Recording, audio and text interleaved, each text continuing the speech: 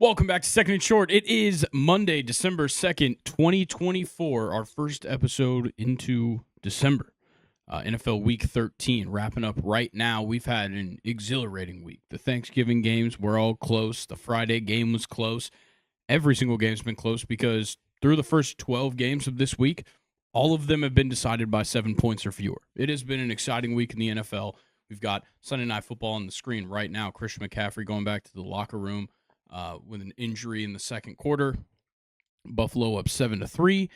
College football rivalry week certainly did not disappoint. OSU, Ohio State, and Miami both go down. They're going to miss their respective conference championships because of it. What the hell was that? James Cook? Is that? Mm-hmm. James Cook with an unbelievably long receiving touchdown? Was that a reception? No, that was a run. Oh, okay. A rushing touchdown by James Cook. Okay, 13-3 now. Buffalo, holy crap, in the just dumping snow up there in Buffalo right now. Oh, my God. What was that, 70-yarder? No, 65. Yeah. 65-yard rushing touchdown for James Cook. What I was talking about, college football rivalry week was awesome. Ohio State, Miami, both lose their rivalry games. Both of them miss out on their respective conference championships. MLB-wise, not much happened since the Blake Snell signing. We're now a week away from winter meetings, so this is kind of the time where some guys are going to get off the board, some dominoes are going to fall, and MLB free agency will really be underway over the next couple of weeks. So we'll have a lot more to talk about. Colin, today we've got NFL Week 13, MLB offseason to talk about, of course. College football Week 14 was amazing, and then we're going to talk about our college football rankings. You won the beer bets again this week. Well, not again, but we traded the last 2 weeks, so I'm back to being up 2. Yep. How are we feeling going into the end of NFL Week 14? We're about to go into conference championship weekend in college football. It's coming to what it's all been built up for this whole year. I got one word to describe it all. Exhausted. Yeah, I feel you.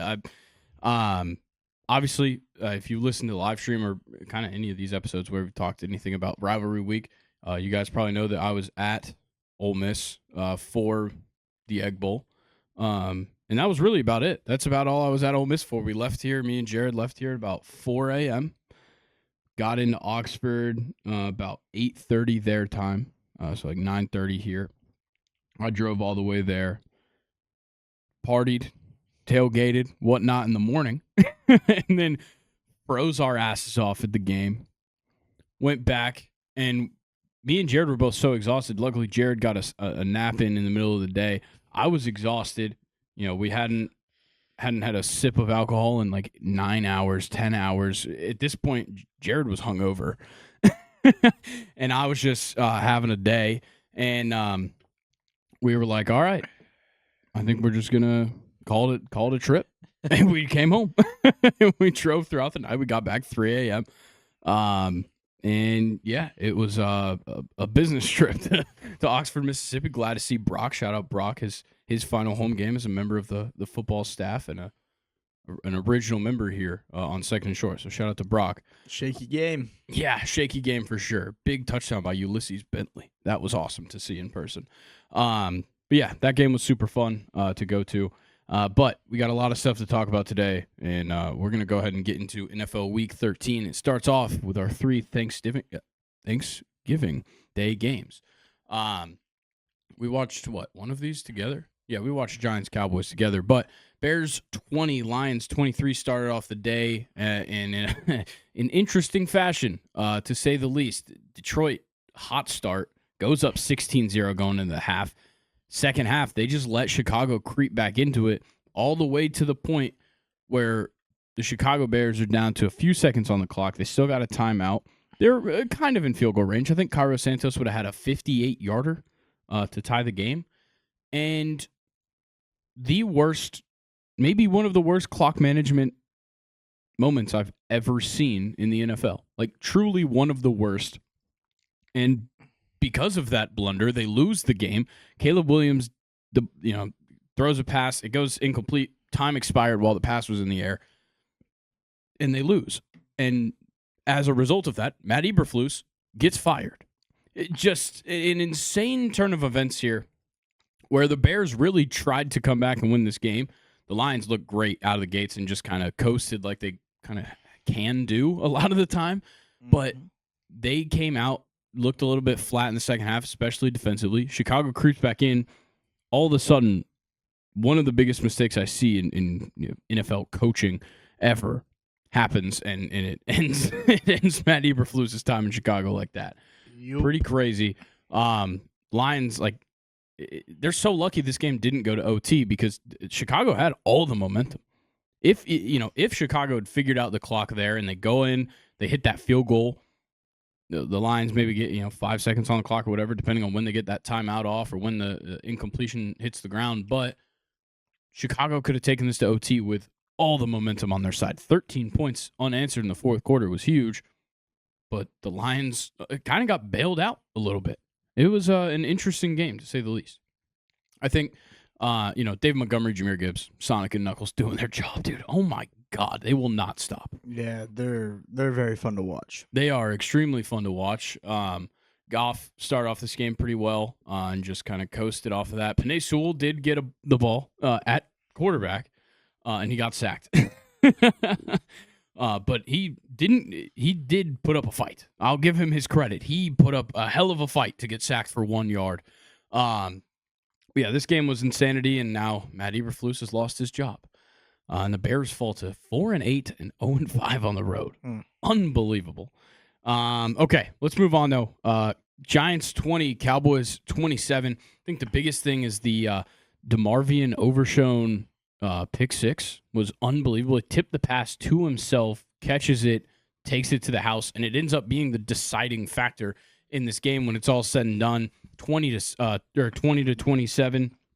Rico Dowdle with an unbelievable game. Definitely the best game of his career. Got to give a shout out to the Dallas offensive line. Not allowing Cooper Rush to get sacked once in this game is unreal. And on the defensive line, you sacked Drew Lock 6 times for 47 yards. So the Cowboys were getting to work. They're winning games right now. Yeah, it's against some of the worst teams in the NFL, but they are winning games. I will give them their love. Yeah, Micah Parsons looks good. Yeah, Looks I think healthy. he had 1.5 sacks in this game. He looked great. Just his presence on the line was all they need. Yeah, and like the Giants, it's been such a weird turn of events from Jones and then DeVito, and then DeVito's hurt, and now it's Drew Lock. Like, just an absolute mess. And I think it just comes down to, like, there's not a leader anywhere to be seen on this. Got to learn how to run the ball. Definitely got to learn how to run the ball. Tyrone Tracy got a touchdown, and that was really all he did all day. Imagine if you had the best running back in the league right now. That would probably help. Imagine if they had him last year or the entire rest of his career up to the season. No, it wouldn't matter. It wouldn't matter. No, it really wouldn't. Because they have maybe the worst offensive line in football. Yeah, and their whole defense is pretty garbage too. Yeah, we can move on from this game. Not much else to cover here. Dolphins 17, Packers 30. This was the Thursday night game. Jordan Love, finally, a solid game and a win for the first time in quite a few weeks. 21 for 28, 274, and 2 touchdowns. Didn't get sacked. No picks this week for Jordan Love. First time this year. He finally looked great. On the other side, well, actually, I want to talk about Josh Jacobs for a second. Couldn't really run the ball all that well. 19 carries, 43 yards. He got himself a rushing touchdown. He did have 74 receiving yards in this game. It was a bad take. I took his over on rushing yards when I meant to do all-purpose yards. Yeah. All-purpose would have hit. Rushing obviously did not. Yeah. I do want to talk about Tua because this story just continues to happen every single week for the Dolphins. Tua looks fantastic. 37 for 46. Why can't they run the ball? They can't run the ball. It's unbelievably can't run the ball. It's not like when I talk about like the Raiders can't run the ball and they rush for like 80 yards in the game or 70 yards. 39 yards on 14 carries, 2.8 yards per carry. Raheem Mostert, most action he's gotten in weeks. 5 carries, 19 yards. Led the team in rushing yards. Devon Achane can't do anything. 7 carries, 14 yards. This was just abysmal across the board outside of Tua. Tua looks great, and so does Jonnu Smith. Jonnu Smith continues to be one of the best offensive tight ends in the league for the last, 10 weeks? He's been unreal. 10 receptions, 113 for him. Tyreek Hill finally getting back involved. Six receptions, 83 yards, and a touchdown for him. It's fantastic. Devon Achane still doing his thing in the receiving game. 8 receptions, 9 targets for him. You love to see it. Yeah, 56 yards and a touchdown. Just not enough for the Dolphins. It really came down to if they could have run the ball, they would have kept the ball much more. Green Bay wouldn't have had so many opportunities to score, and you kind of just screwed yourselves out of a victory. Yeah, obviously, the first half was just bad all around for them offensively, but yeah, they definitely just kind of screwed themselves not being able to run the ball. Shout out Jaden Reed. 3 receptions, 24 yards, caught both touchdowns. Brother, did you see what the over-under was for the game? Yeah, 47.5, and it hit an exact 47, which is always horrible to see. I'd be so sick to my stomach. I will point out the Dolphins do suck in the cold. Yeah. And it was very cold this game. So I do get that part. But, final thing, Jonnu Smith, stop being so good. That's kind of all I've got there. Yeah, they did sack Tua 5 times. Shout out Van Ness and Kenny Clark. Yeah, both getting sacks in that game. Shout out to Quay Walker. And look, Kenny Clark only had 1 tackle. Yeah, it was Kenny Clark's only tackle. It was him sacking Tua. I took that as a boosted. Yeah, it was a boosted over. Kenny Clark over half a sack. But yet Spencer wanted to just go and throw everything away. That is a bad beat with Jamison Williams. Okay, let's move on to Friday. Raiders 17, Chiefs 19. It's got to be scripted. It really has to be. Won. It has to be scripted. The Raiders are in field goal range to potentially win this game. I think it would have been like a 54-yarder. I can't necessarily remember, but I think it was like a 50-something yarder for the win. And all they had to do was run the ball, maybe, get themselves a yard. That's the only reason they even ran the ball in the first place. And the snap just comes early. Aiden O'Connell's not even looking. Snap comes early from the center, bounces off Aiden O'Connell, recovered by Kansas City, and they win the game. Dude, this was the best offensive performance I've seen the Raiders put up maybe this offseason, or this whole season. Points-wise, they didn't put up that many points. Aiden O'Connell, 23 for 35, 340, and 2 touchdowns, no picks. Yeah. That's unreal. Meanwhile, he had a better performance than Patrick Mahomes. He outplayed Patrick Mahomes and lost to the Kansas City Chiefs, who also couldn't really run the ball that well. Pacheco, 7 carries, 44 yards, isn't a bad day whatsoever. It's just they didn't run the ball a lot, and they weren't running it well outside of him. Yeah, 5 sacks on Patrick Mahomes as well. This game was it makes zero sense that the Chiefs won this game. Yeah. It's crazy. Absolutely crazy. Let's look at the receiving numbers for the Raiders real quick. Brock Bowers. Oh my gosh, dude. It's automatic for him right now. 10 receptions, 140, and a touchdown. Jacoby Myers getting involved with 97 yards for himself. Trey Tucker, his 1 catch, a 58-yard touchdown in this game. DeAndre Hopkins got involved, which was nice to see for a change, other than the fact that he had 9 targets for 4 receptions. And then, again, Travis Kelce, 13 targets, 7 receptions. So just an odd day for the Chiefs, and somehow they still get a win out of it. I really can't even comprehend this anymore, how they keep winning these games. It makes no sense. Money in the pocket goes a long way. Yeah, I guess so. I want to shout out something Mike said I think all of us, I think it was in a group chat. Trash. That Brock Bowers is exactly what we wanted Kyle Pitts to be. Oh, yeah. 100%. Just an absolute target machine that just gets receptions and gets a good bit of yards every time. Yeah, because instead he gets 4 targets. Doesn't matter what Kyle Pitts is. We don't have a quarterback that can get him the ball. Yeah, we're about to get to that in true. just a second. But see, the thing is because the Raiders have no weapons outside of Brock Bowers, they just line up in 12-man every single time with Michael Mayer on the field and just make him block. And then Brock Bowers can just do whatever the hell he wants. It's a flawless plan outside of the fact where they've won 2 games.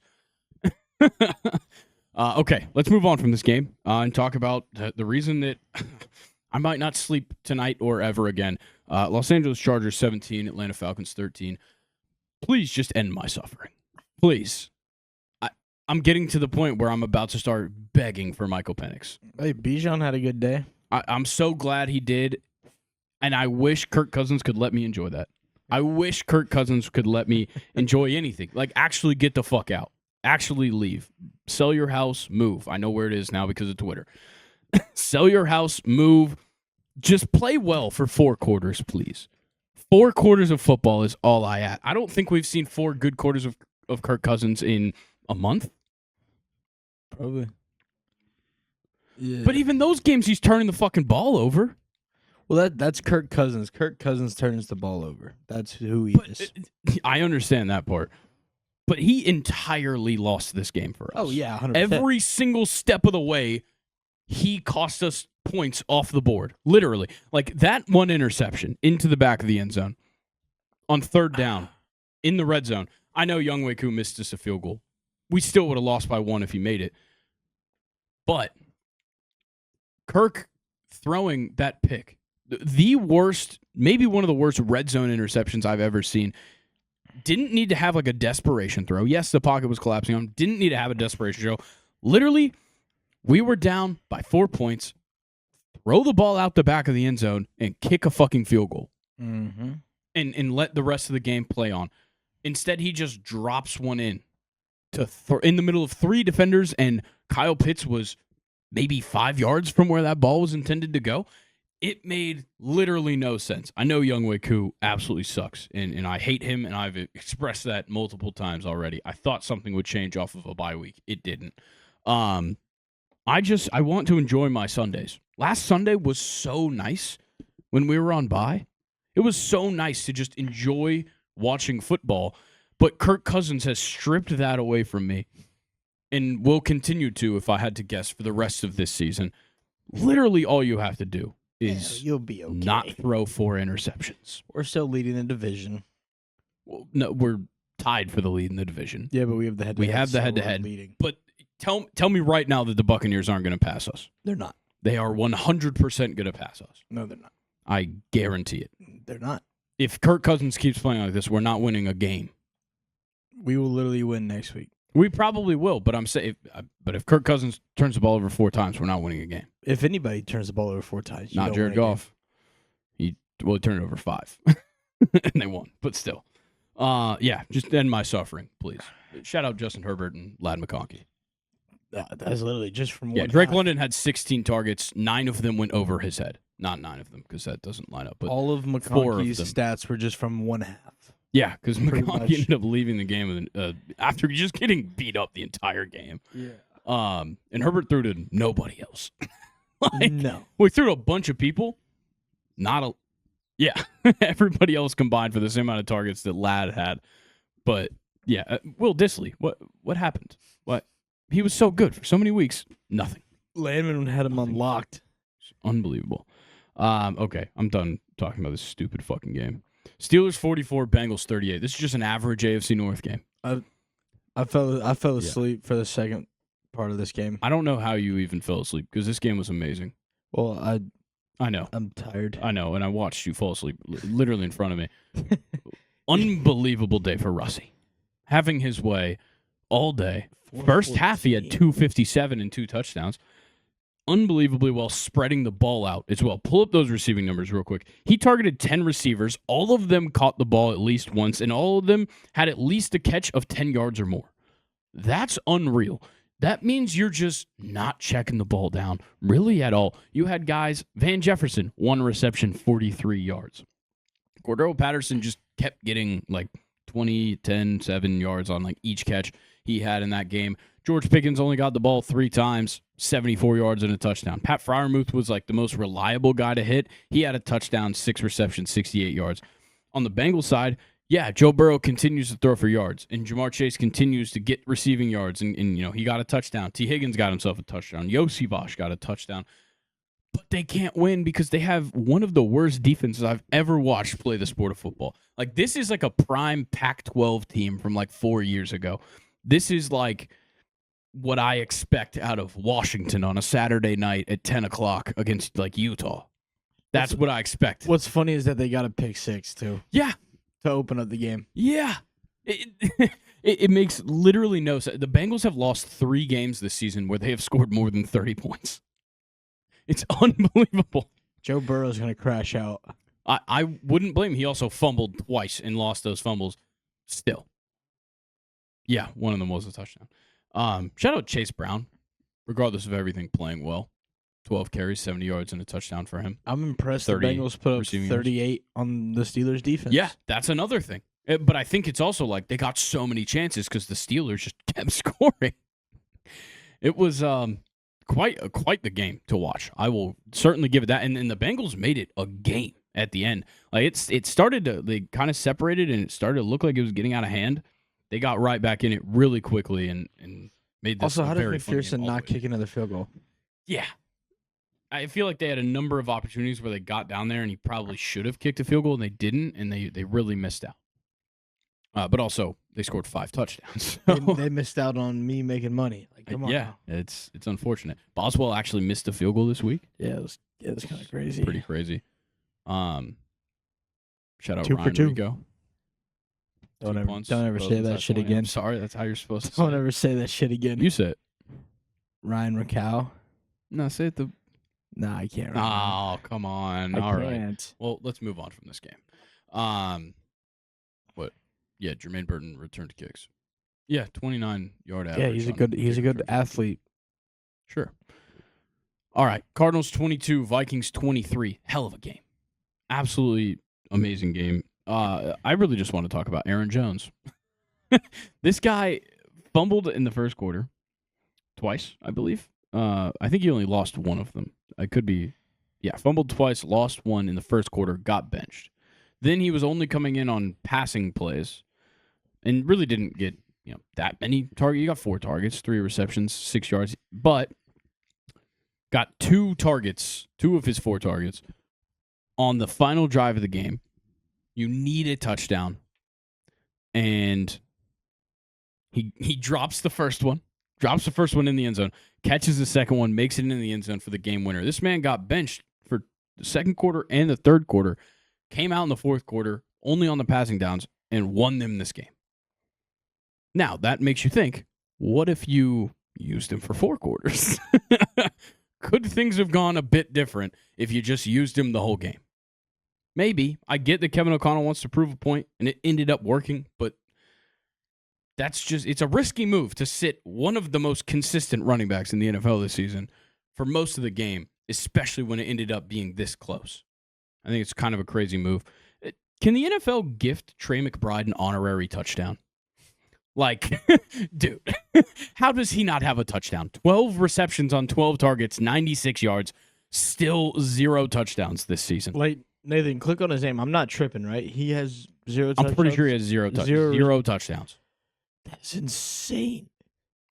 Like, he has less touchdowns than Leonard Williams this season. Yeah, I guess technically. It's unbelievable. Nick Westbrook-Akine has more touchdowns than Trey McBride has all season every week.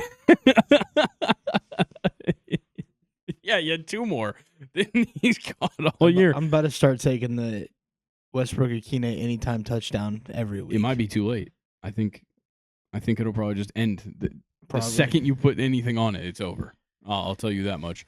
Jettas had a great game. 9 targets, 7 receptions, 99 yards. Of course he did. Of course he did. Yeah. This week. Yeah, that's true. He got involved really just late in the game. But Marvin Harrison Jr., 12 targets, 5 receptions. He was getting, I'll say this, Kyler was throwing him into some bad spots. I'll give him that. What was the 360 no scope? We're obviously not reading that tweet, but that was a bad one. And I believe it was intended for Marvin Harrison Jr. Just an interesting day for the Cardinals. The Vikings led for 3 minutes in this game, and it was the final 3 minutes of the game. They did not have a lead until that Aaron Jones touchdown. Well, sorry, till the extra point, actually. I would like to say that me and Grayson predicted this week down to a T. Johnny Munt did score. Yes. It was his week to score. Yes. Johnny Munt did get himself a touchdown. What a prediction by Colin on the live stream on Wednesday. That is a crazy call. Because we were both like, it might be Naylor. And then Colin just goes, nah, it's going to be Johnny Munt. Sure as shit, like clockwork. Should we talk about another game that came down to a late time leading? Yes, I'd like to talk about Colts 25, Patriots 24. And I'd like to start this off with Drake May is an elite tanker. They're tanking. Drake May plays 1,000 times better than the results that they've been getting. He plays so good every week, and they just forced themselves to lose. To the point where it was like they had to let the Colts stay in this game, and then Joey Sly came out to attempt a 68-yard field goal to win the game, and he was so close. Like so close. I think that was good from like 64. Yeah, no, it was like it was also dead center. It hit the pad. Yeah. Oh, it was a perfect kick. It just needed a tiny bit more, like a little wind behind him. A little more wind behind him, it would have been great. There was one. What are they? The gunner. There was one gunner who got around. I feel like if he hadn't come around as fast, he might have had enough time. And it seemed like somebody was really close to getting a hand on it too. Yeah, if he had had a second more to really get a little more oomph behind it, he might have got it. Yeah, Joey Sly got put to work in this game. Just washed. He kicked 2 field goals in the first quarter, kicked a third one in the second quarter, and then they just waited and then called his name to attempt a 68-yard. So he attempted another one and missed it, but attempted that 68-yard. Yeah. But also, Joey Sly misses 2 field goals. Colts win by 1 point. I swear to God the Patriots are tanking. Like, Drake May plays too good. Christian Gonzalez got himself a pick in this game. This Patriots team they have a lot of good players. I swear they're trying to lose. It's crazy. Like, the Colts didn't even play that well and got 25 points. Thank you to Jonathan Taylor. I don't understand this Colts team. No, it makes zero sense because 1 week Jonathan Taylor could get 25 carries for 7 yards, but Anthony Richardson will have 7 carries for 100 yards and like 4 touchdowns. This week he had 9 carries, 48 yards and a touchdown. Jonathan Taylor, 25 carries, 96 yards, doesn't get in the end zone, doesn't really get the ball in the receiving game either. He got a touchdown. Oh yeah, he did get. He got the receiving touchdown on his 1 target in the receiving game. But Anthony Richardson threw 50%. He was 12 for 24. He didn't get sacked, which was pretty cool. But 2 interceptions, 2 touchdowns. He only threw for 109. Like, this was such a weird game for the Colts, and they won because the Patriots are tanking. I swear. Shout out Antonio Gibson giving himself a touchdown. Yeah, and the 2-point conversion to win the game was huge. But yeah, this game was just so odd, and just like I said, like I said at the top of the show, all these games have been decided by 7 or less points all week. Every single one of these games, which is insane. I think it ties the NFL record, is what Schefter tweeted. If this Sunday Night Football game continues how it's going, I don't think that'll happen because the Bills are kicking ass right now. What? Matt Collins. Oh, Matt Collins. Gotcha. Yeah, 21-3 right now. Did you guys see the way he walked in the stadium? Yeah. No shoes on is crazy. But he also doesn't wear shoes. That's been a thing. Yeah, no utensils. Yeah. Yep. Very interesting. Matt Collins, weird guy, I'll say. Okay. Seahawks 26, Jets 21. Leonard Williams, take a bow. Holy shit. 92-yard pick six. At 6'5", 291, a 92-yard pick six. Yes, pick six. And also sacked Aaron Rodgers 3 times and had 2 times had 3 tackles for loss. Unbelievable for Leonard Williams. But he's exhausted. Actually unreal. Yeah, he was on the oxygen for like 10 minutes after that 92-yard pick six. Offensively, the Seahawks were fine. They really couldn't run the ball. At least efficiently. Charbonnet had a good day in his 4 carries. He did get a touchdown, 28 yards. Geno was fine, I would say, 20 for 31, 206, 1 touchdown. He targeted DK Metcalf an ungodly amount before DK started doing anything in this game. Here, can we scroll down real quick so I can see DK's targets? Yeah, 9 targets, 4 receptions. I think at one point he had 6 targets, 2 receptions. It's so I don't get why Geno Smith decides that he should throw the worst passes of his career only to DK Metcalf. Because he hits Jackson Smith and Jigba with unbelievable accuracy. It's crazy. And on the other side, talking about unbelievable accuracy, Aaron Rodgers has the opposite of that. He's ass. He's so bad. And that interception he threw was fucking god-awful. You look at targets, Devontae Adams, 12 targets, Garrett Wilson, 10 targets. Both of them had 5 receptions, and they led this team in receiving yards. What is Aaron Rodgers doing? Does he need to retire after the season? Yes. I'm starting to get to that point. Also, Malachi Corley, dude, give up on football, please. 2 targets, no catches. You also had the kick return for a touchdown, which obviously helped the Jets stay in this game. Yeah, this was just a shit show by the Jets. Just more and more and more proof of how bad that franchise really is. Because it obviously was not a Robert Saleh problem. Did you see what happened after that kick return? No. So he gets the kick return touchdown. Yeah. They go to kick the ball off. Laviska Shenault fumbles the kickoff. Jets get the ball back. 92-yard interception. Yeah. 2 plays later, or like 3 plays later. Yeah. Crazy turn of events. It is a crazy turn of events, but good Lord, what an insane game. And the Seahawks get a win. Okay, next one. This is the only one that was not decided by 7 points or less. Yeah, Titans 19, Commanders 42. Jaden Daniels had a hell of a day. 25 for 30 passing, 206, 3 touchdowns in the passing game. He did throw a pick.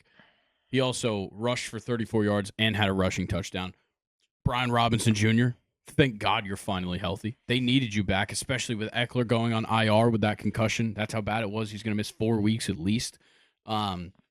Thank goodness that Brian Robinson is back. 18 carries, 103 and a touchdown. He started off this game with a 40-yard rush just to open things up.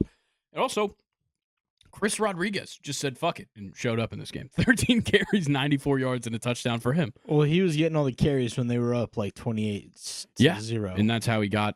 But the thing is that Tennessee just kind of stayed close enough where where like Jaden Daniels had to keep playing and like all this stuff, and then they just had a great fourth quarter that kind of separated them. But like Tennessee just kind of stayed close, due in part to Nick Westbrook-Akine again, dude. He did have 8 targets, 3 receptions. So we'll pump the brakes on, is this guy actually good conversations?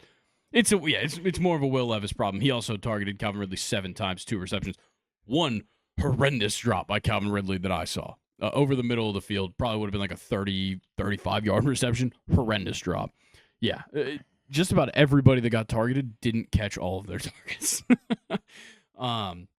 It was really bad. Yeah, J.C. Latham got a target somehow. That's insane. But yeah, the Titans suck. They also tried to fight the Commanders at one point in this game. I feel like everybody's fighting right now. I think it was the special teams too. It's bad when both special teams start fighting each other. I think it was on a field goal. Yeah, it was a PAT. Yeah, on a PAT. But no, so I feel like every college game, every NFL, everybody was fighting right now. Everybody was fighting. We'll definitely be talking about some fights in college football. If you're not storming the field, you're fighting. Yeah. It seems like that's what's going on. Maybe both. Yeah, just like unknowing people. The most unsuspecting people are also being fought. And by fought, I mean getting their asses kicked. Yeah. Oh yeah, a lot of bad ones. Also, there was guys straight up throwing punches in the games, like that Notre Dame player. Notre Dame player just punched that dude in the face, didn't get called. Yeah, nothing. We'll talk about that too. Okay, let's move on from this game. Commanders blew out the Titans. Who cares? I have a quick question for you guys. Yeah. Little debate topic. What do you think is a bad amount of, or like, what is the threshold of like sack yards per sack that should be like, that is like a good amount? Depends on how many times you get sacked. Well, like if you got sacked 3 times for 15 yards, so average of 5 yards. I think if you get sacked for 5 bad? yards, that's not that bad. Because that means you weren't trying to fuck around. What about like you just got caught? 7 or 8 though? If it's 7 or 8, that's a problem. Because 7 or 8 yards per in the shotgun. The amount of sacks that were double digits today. Well, the main reason I ask. Also, Russell Wilson and Will Levis had 2 sacks, and it's more of an offensive line problem. Well, Will Levis had 2 sacks for only 2 yards. Yeah, that's not that bad. But he's probably scrambling forward, getting sacked. That means but that that's good. His tackles aren't doing their jobs, and so the pocket's collapsing behind him. So he's having to go forward, and he's getting caught before the line of scrimmage. Well, Russell Wilson also, I think, had 2 sacks, 4 yards. Yeah. That seems like a really good spot to be in. If you're getting sacked twice, obviously that's not great, but it's okay. Yeah. And for only 2 yards, it's not detrimental to a team. No, because like you could have run the ball and got stopped 2 yards behind the line of scrimmage. I'm just going to pull up the first one I see. 5 for 19. That's not that bad. No, that's a good average. Under 4 yards. 1 for 11 though is not great. That one was. Did he jump on a fumble? Was that what it was? I can't remember. I don't think so. I don't know. But I'm just wondering what you guys think. What is the number per sack? Okay, look, if you're getting sacked 9 times, there's a problem there, or like 6, 7 times. If you get sacked 3 times for 15 yards, I'm not going to be that mad. It should, but if you get sacked 3 times for 20, it's a problem. I don't know. It's. I think it depends on the down. Yeah, because that's true. If it's a 3rd down and you're trying to extend the play, find someone open, convert on 4th down, but it's always going to depend on field position and like what down it is. Yeah, you can't just look at the box score and know the whole story there. Of course, with the sacks, there's no pictures on the box scores. They always say. But there's always going to be a scenario like, probably should have thrown it away there, or a sack there is not going to kill you. Yeah, run. You don't want to waste clock sometimes too. Yeah, or it's like you're at like the 50-yard line, so you're not going to kick a field goal. You're in punting range, but if you go back, it's not going to change the punt all that much. So try and extend a play on 3rd and 7, and then you get sacked for 7 yards. Well, okay, whatever. Instead of a 50-yard punt for a touchback, or like to the end zone, it's a 57-yard punt. Instead of having to make the punter sky one and get the perfect bounce, at least you tried to make something happen. Yeah, that's so it's definitely situational. Okay, next game: Texans 23, Jags 20. Fucking, I hate CJ Stroud. I hate you so much. He was fine in this game. That's what I'll say. Fine. Yeah, 2 sacks, 24 yards is bad, but it's like the best his offensive line's done all season. Yeah, I was about to say 2 sacks on. Like, come on now. Yeah, you also had in this game an attempted decapitation on Trevor Lawrence by Azeez Al-Shaair. It was a clean hit via X. Not a clean hit. It was a clean hit. No. Yeah. No. Yeah. You can't hit a guy that's sliding that late. Why not? It's literally against the rules. No rules. There's a lot of rules that you can't tell. If that game was being played in Houston, he would have been fine.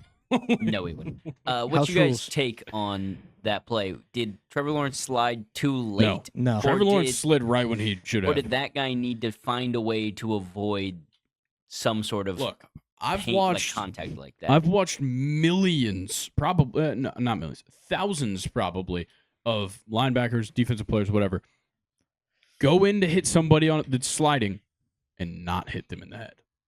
He also extended his arms into his chin. That's what was like. He which literally to me made it a little more like you tried to hit him. Well, because if Trevor Lawrence was standing straight up, let's say he was coming in and his intention is if Trevor Lawrence is standing straight up, I'm gonna hit the shit out of him. You don't hit him like that. He would have hit or him, you're not gonna tackle him like the shins because Trevor Lawrence is 6'6". Yeah. So where he was going was to hit a guy who's sliding, and he hit him in the head. He took out. Blitzed he was taken out of the game ground when he was ejected by 4 people holding him back as well. Yeah, which is crazy. You did something wrong. Yeah, and he's like talking shit to the fans, and they're throwing shit at him and everything, and he's like still talking shit, like he's like ready to fight them, and it's like, dude, you hit a guy in the head and knocked him out cold for a second. Like, bro, he just came back from an injury. You probably just gave him another one. Yeah. Oh, he's gonna be sideline for. He was conscious and sitting on the medical. His nose might have got bigger. Maybe. Shout out Parker Washington. Legacy game. Parker Washington legacy game. 6 receptions, 103 and a touchdown. For old P-Dub. That's crazy. Parker Washington. Brian Thomas Jr., 10 targets, 4 receptions is unreal. And he had like 0 receptions for like half the game. I know, I'm playing Nathan in fantasy. It's a very close matchup. I need 23 points out of my punter and defense, or both the Broncos. So, yeah, we'll see what happens there. But I have Jerry Jeudy, so I need the Browns to go nuts. Too bad. It's too bad. Joe Mixon's back.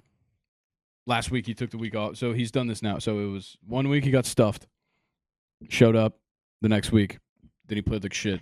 Now he's back again. For the first half, he played like shit. Yeah, but 20 carries, 101 and a touchdown is unreal for like pretty much all of it. He just started like banging out like some 30-yard runs and stuff. I'm like, okay. Yeah, Nico Collins is outstanding. What an animal. Yeah, well, it's here. I've got the stats here. 8 games for Nico Collins this season. 4 games he's been under 100. 4 games he's been over 100. 2 of the games that he didn't surpass 100, he had a touchdown in. He's got 4 touchdowns on the season. But 8 receptions, 119, and a touchdown for him. Tank Dell did literally nothing until the end of the game. He got 1 reception for 23 games. Nathan, he's on your team, right? Yes, he sure is. Yikes. Dude, Will Dissly got 0 points. So he'll be fine. Yeah. Shout out Evan Ingram. Had Trevor Lawrence's back immediately. Yes. Shoved out Azeez Al-Shaair straight to the fucking ground, and then all hell broke loose. Yeah, no, let's be honest. Do we know who the player was that was ejected from the Jags? I know the number. I don't know who it was. I didn't know it was Jags 22, player got ejected. but I don't know who that was. I can't. 22. I know Azeez Al-Shaair was about to fight Brandon Scherf, which I don't think would have gone well for him. 22 on the offense it's got to be a running back, right? Yeah, that feels like it has to be a running. Pull up. Just what's the guess. box? True. Is there a number 22 on the box score? Yeah, I guess Just go to the roster. But do they not have numbers? It's little right here. It's so annoying. Tell me if you guys see it. They're scrolling too fast. Dude, just do Control F. You're so. Tank? No, that's his age. Oh. Jerry and Jones? He's on the defense, though. There's nobody on the the fight offense. went to the sideline, so it definitely could have been. Then it was definitely Jerry and Jones. It went to the Go Jags Knowles. sideline, and all of the Jaguars players were ready to go crazy. Go Knowles. Fair. Jerry and Jones. Obviously, Trevor Lawrence liked guy in the clubhouse, though. Yeah. If they were all ready to fight for him, liked guy. Yeah. I'd like to see Mac Jones get a little active. Mac Jones would have got his ass kicked. Start throwing some punches. Yeah. I don't know if I Mac agree. Jones can throw a punch, actually. I don't think he can. He probably can. He can drive drunk? No, he went to Bama, not Georgia. Well, no, he's done it. Oh. There's a mugshot out there. Oh, he has one too? Yeah. Oh. Why didn't he go to Georgia? See, we're all the same. I saw Whoa, people. whoa. What? What do you mean we're all the same? I'll talk You're about supporting this. Georgia right now. I was I going to know. say, I'll talk about this when we get to that college football game.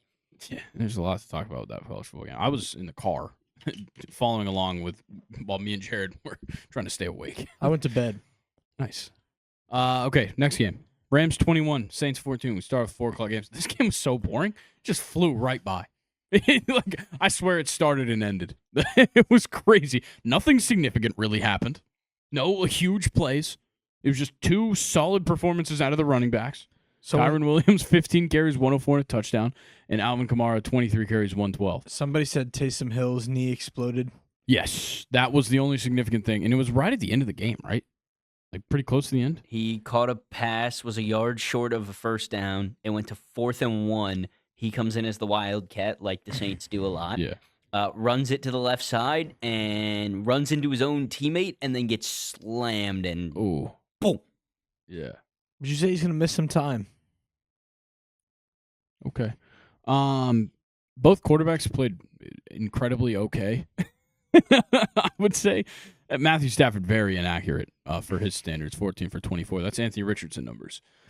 2 touchdowns for him, no picks, which is not Anthony Richardson numbers.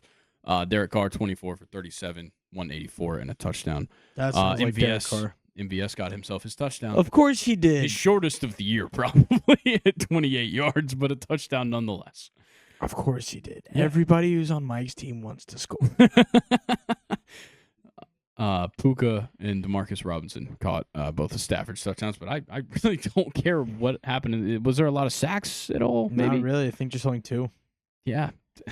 I really don't know what the hell happened in this game that really mattered. Kamara had 4 receptions for 7 yards with a long of 8. With 6 targets. With 6 targets. Okay, let's just move on from this game because I care way more about this overtime thriller that we got in Carolina.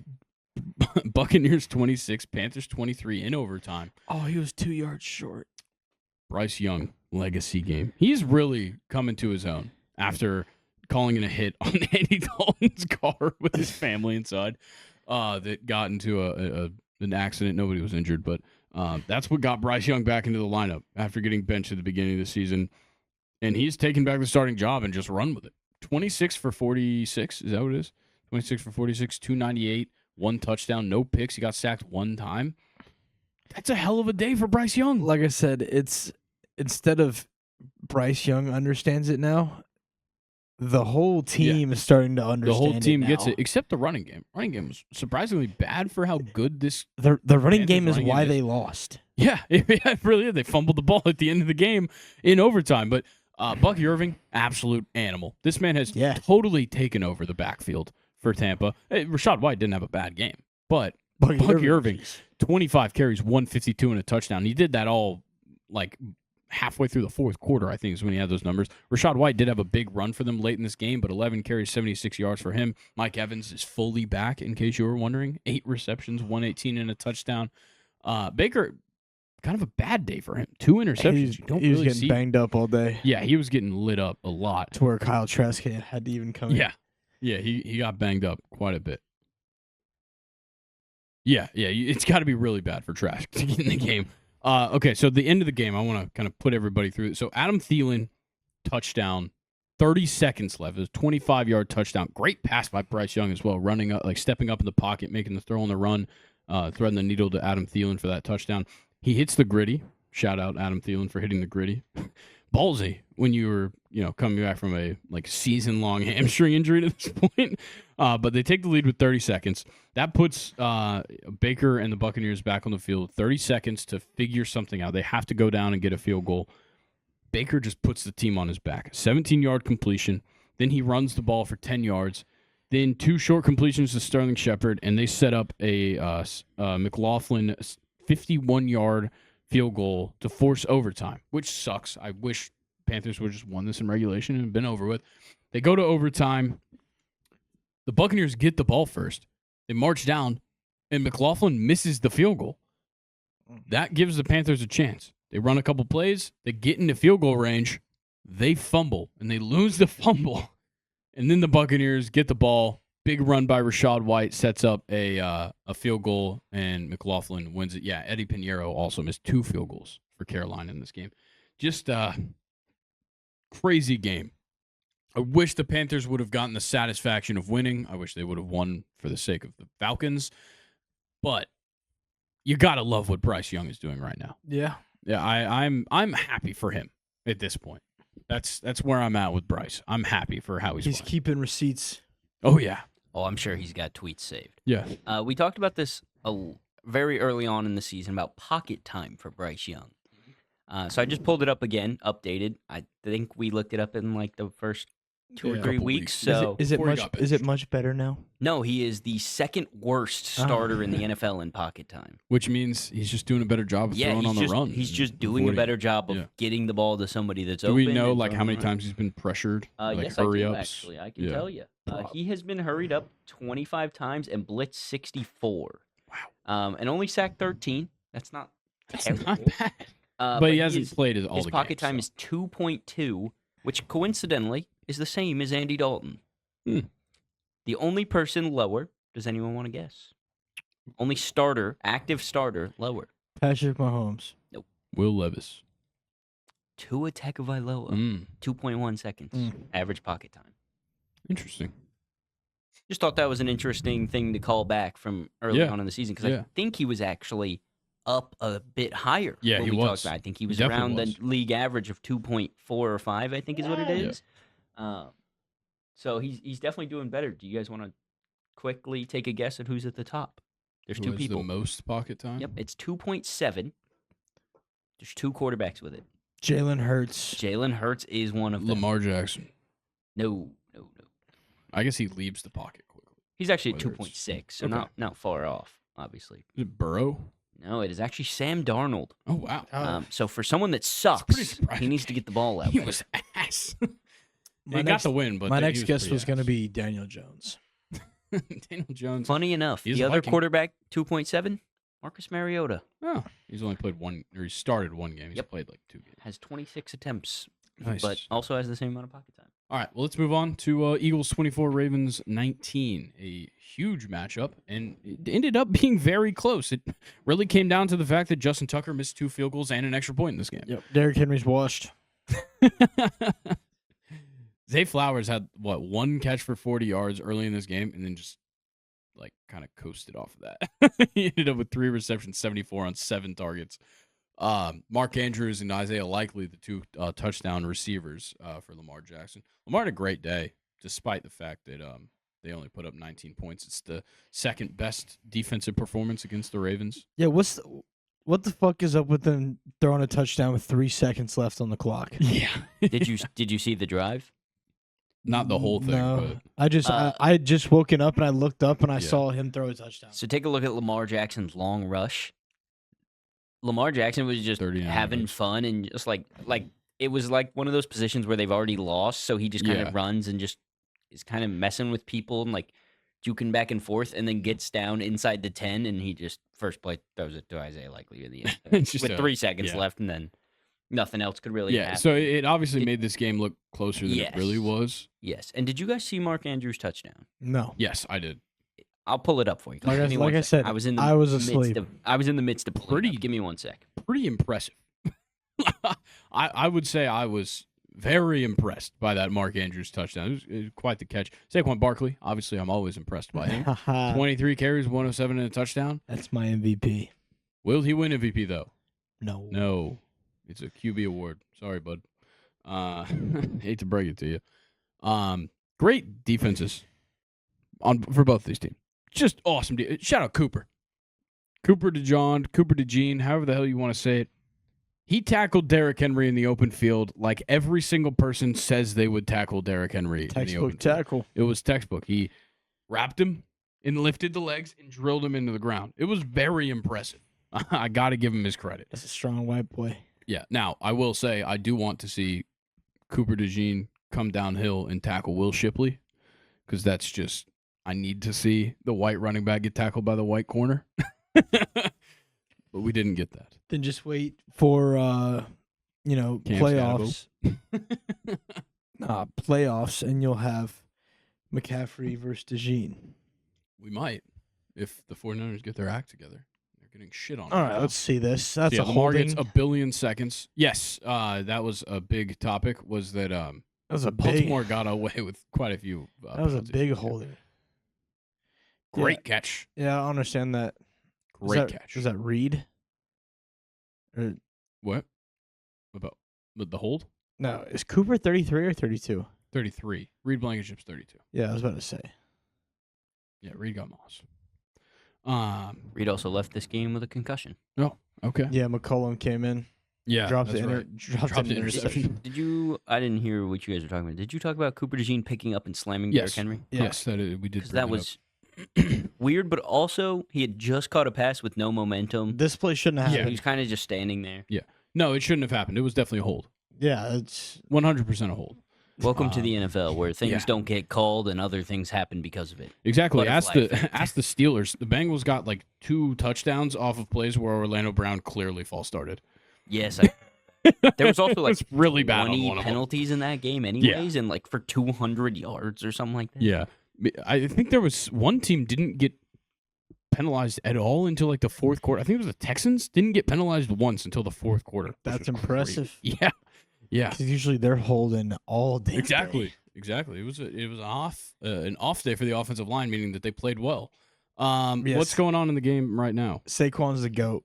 Yeah, Saquon's the GOAT. He just will not stop. He's a fourth quarter demon. Yeah. And then like Jalen Hurts obviously got a push touchdown. Duh. Oh goodness. Is that a use check fumble? Use check fumble? Did they take it all the way back? I doubt it. 43. Oh, I thought it was Terrell Bernard that recovered it, and I was about to say that's his number, but it's 47. All right, let's get a box score update. I know Jake numbers. Moody missed another field goal going into halftime, so he's 1 for 3 right now. It is snowing. I'll give him the benefit of the doubt there. It was a 50-something yarder. Okay, yeah. Purdy and Allen both 8 for 10 right now. James, Josh Allen 97 yards and a touchdown. Oh yeah. Jordan Mason must be taking over carries. this game. 10 carries, 76 yards. McCaffrey was getting a lot of action early in this game. Yeah, 7 carries, 53 yards. I think he had 2 receptions on the first drive. I didn't like the way this was looking. James Cook had a huge 65-yard touchdown right as we started this podcast. 9 carries, 100 yards for him and a touchdown. Ray Davis had the first touchdown of the game for the Bills, I think, or maybe might have been the second touchdown. Confirmed, by the way, 3 minutes ago. McCaffrey will not return. Oh, McCaffrey. Knee. Oh, that's not good. It's not even that the Achilles is flaring up. Colin, I know you're celebrating, but that does suck. Yeah, no, it's horrible because he just came back from a fucking injury. Literally just came back from an injury. I'm sorry. I need to win fantasy, man. Yeah, it's maybe not as important as Christian McCaffrey's health, but whatever. Let's look at the receiving numbers. Holy shit, Josh Allen has spread out the ball. Dawson Knox has a reception The for fuck is 39 Quentin yards. Morris? Who is? Yeah, wait. Actually, no. Click on Quentin Morris. Is he the third string tight end? Out of Bowling Green. Shout out Bowling Green tight ends. This season, he has 1 reception, 2 yards. And it was a touchdown. That was in a different game. Shout out Quentin Morris. Wow. Action, baby. Zach Davidson. Who? There's another guy I've never heard of. What number is he? 84? He's another tight end. The fourth Central tight end on this Missouri. team. Shout out Central Missouri. I believe that's an FCS. Brother. Wow. Jawan Jennings leading the way right now in receiving yards. 2 receptions, 30 yards for him. Yikes. Wow. It's literally just been Jawan, Debo, McCaffrey, and Kittle. We're the only ones that have caught a pass. And Kittle caught the first attempt that Brock Purdy had in this game, and that was it. Well, who else is going to catch passes? I don't know. Juszczyk fumbled, like we just talked about a second ago. Fred Warner. Fred Warner had a fucking mean hit. Yeah. Earlier.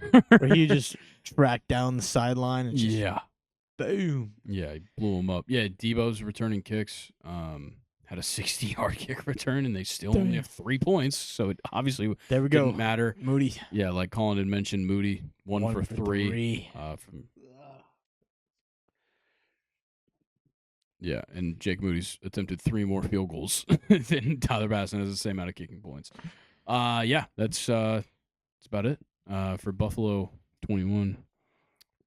49ers 3. What's the Monday Night Football game? Broncos, Browns. Yeah, Broncos, Browns tomorrow. Colin, what's your prediction? Browns by 100. Jesus. But Jerry Jeudy gets 0 targets. Oh, I'd cry. I would cry. I need it to be such a high scoring game. I need it not to be. I literally need the opposite. I need a high scoring game so there's no punts. No punts at all. Too bad. My bad. How about this? I need the Browns not to punt. Only if they turn the ball over. Only if they throw picks and get fumbled. Fumbles. Pick 6. Pick 6's work. Every other drive is a pick 6. That works, dude. That will work for me. But yeah, Jerry Jeudy, first game back in Denver. Revenge game? I think not. I think so. PS2's about to get cooked. No, yeah, you're funny, dude. Yeah, okay, that's it for the NFL this week. It's been extremely fun, and we'll keep you updated on this shit show going on in Buffalo right now. Will we? If Nathan gives us the updates, I guess. We're into the third quarter. Just leave this up, Nathan, during MLB. So we don't. There's nothing really to pull up. Brandon Crawford announced his retirement. Okay, it's about damn time. I need you to pull something up. Pull up that fucking bunt that he had one time where he hit third base. It hit the third base. That's the best bunt ever, maybe? Yeah, well, he's also had the best bunt attempt and one of the worst, where he bunted it straight at the second baseman, I think. I was talking about the one where he missed. Oh, he did miss. Face planted yeah. halfway down. Yeah. Yeah, this was back when Corey Seager was on the fucking Dodgers. Yeah, and they had those ugly-ass all-blue uniforms. Just a beautiful bunt, and then we get the bad one as well in this video. Yeah. Oh, beautiful. Textbook bunt. And also, we're talking about his bunt here. One of the best defensive shortstops ever. Yeah. that one's crazy. Just on his knees for Clayton Kershaw. On his hands and knees. Attempting a bunt on what looked like just a fastball. That was crazy. Did both of those happen against the Dodgers, too? Yeah. I guess he played them probably the most out of any team in his career, or at least, even with the rest of the teams in that division. But shout out to Brandon Crawford, a true legend. And he's also a legend because isn't he married to Garrett Cole's sister? Or is it the other way around? I have no idea. Is Garrett Cole married to Brandon Crawford's sister? Either way, that's diabolical. Yeah. Either way, that's crazy. While Nathan finds that information for me, I want to talk about the Angels. This offseason has been pretty quietly very good for them. They're the only team making moves. Garrett Cole's wife is Brandon Crawford's sister. The Angels just continue to make moves here and there. This last one, I think, was really good. Stripe show, baby.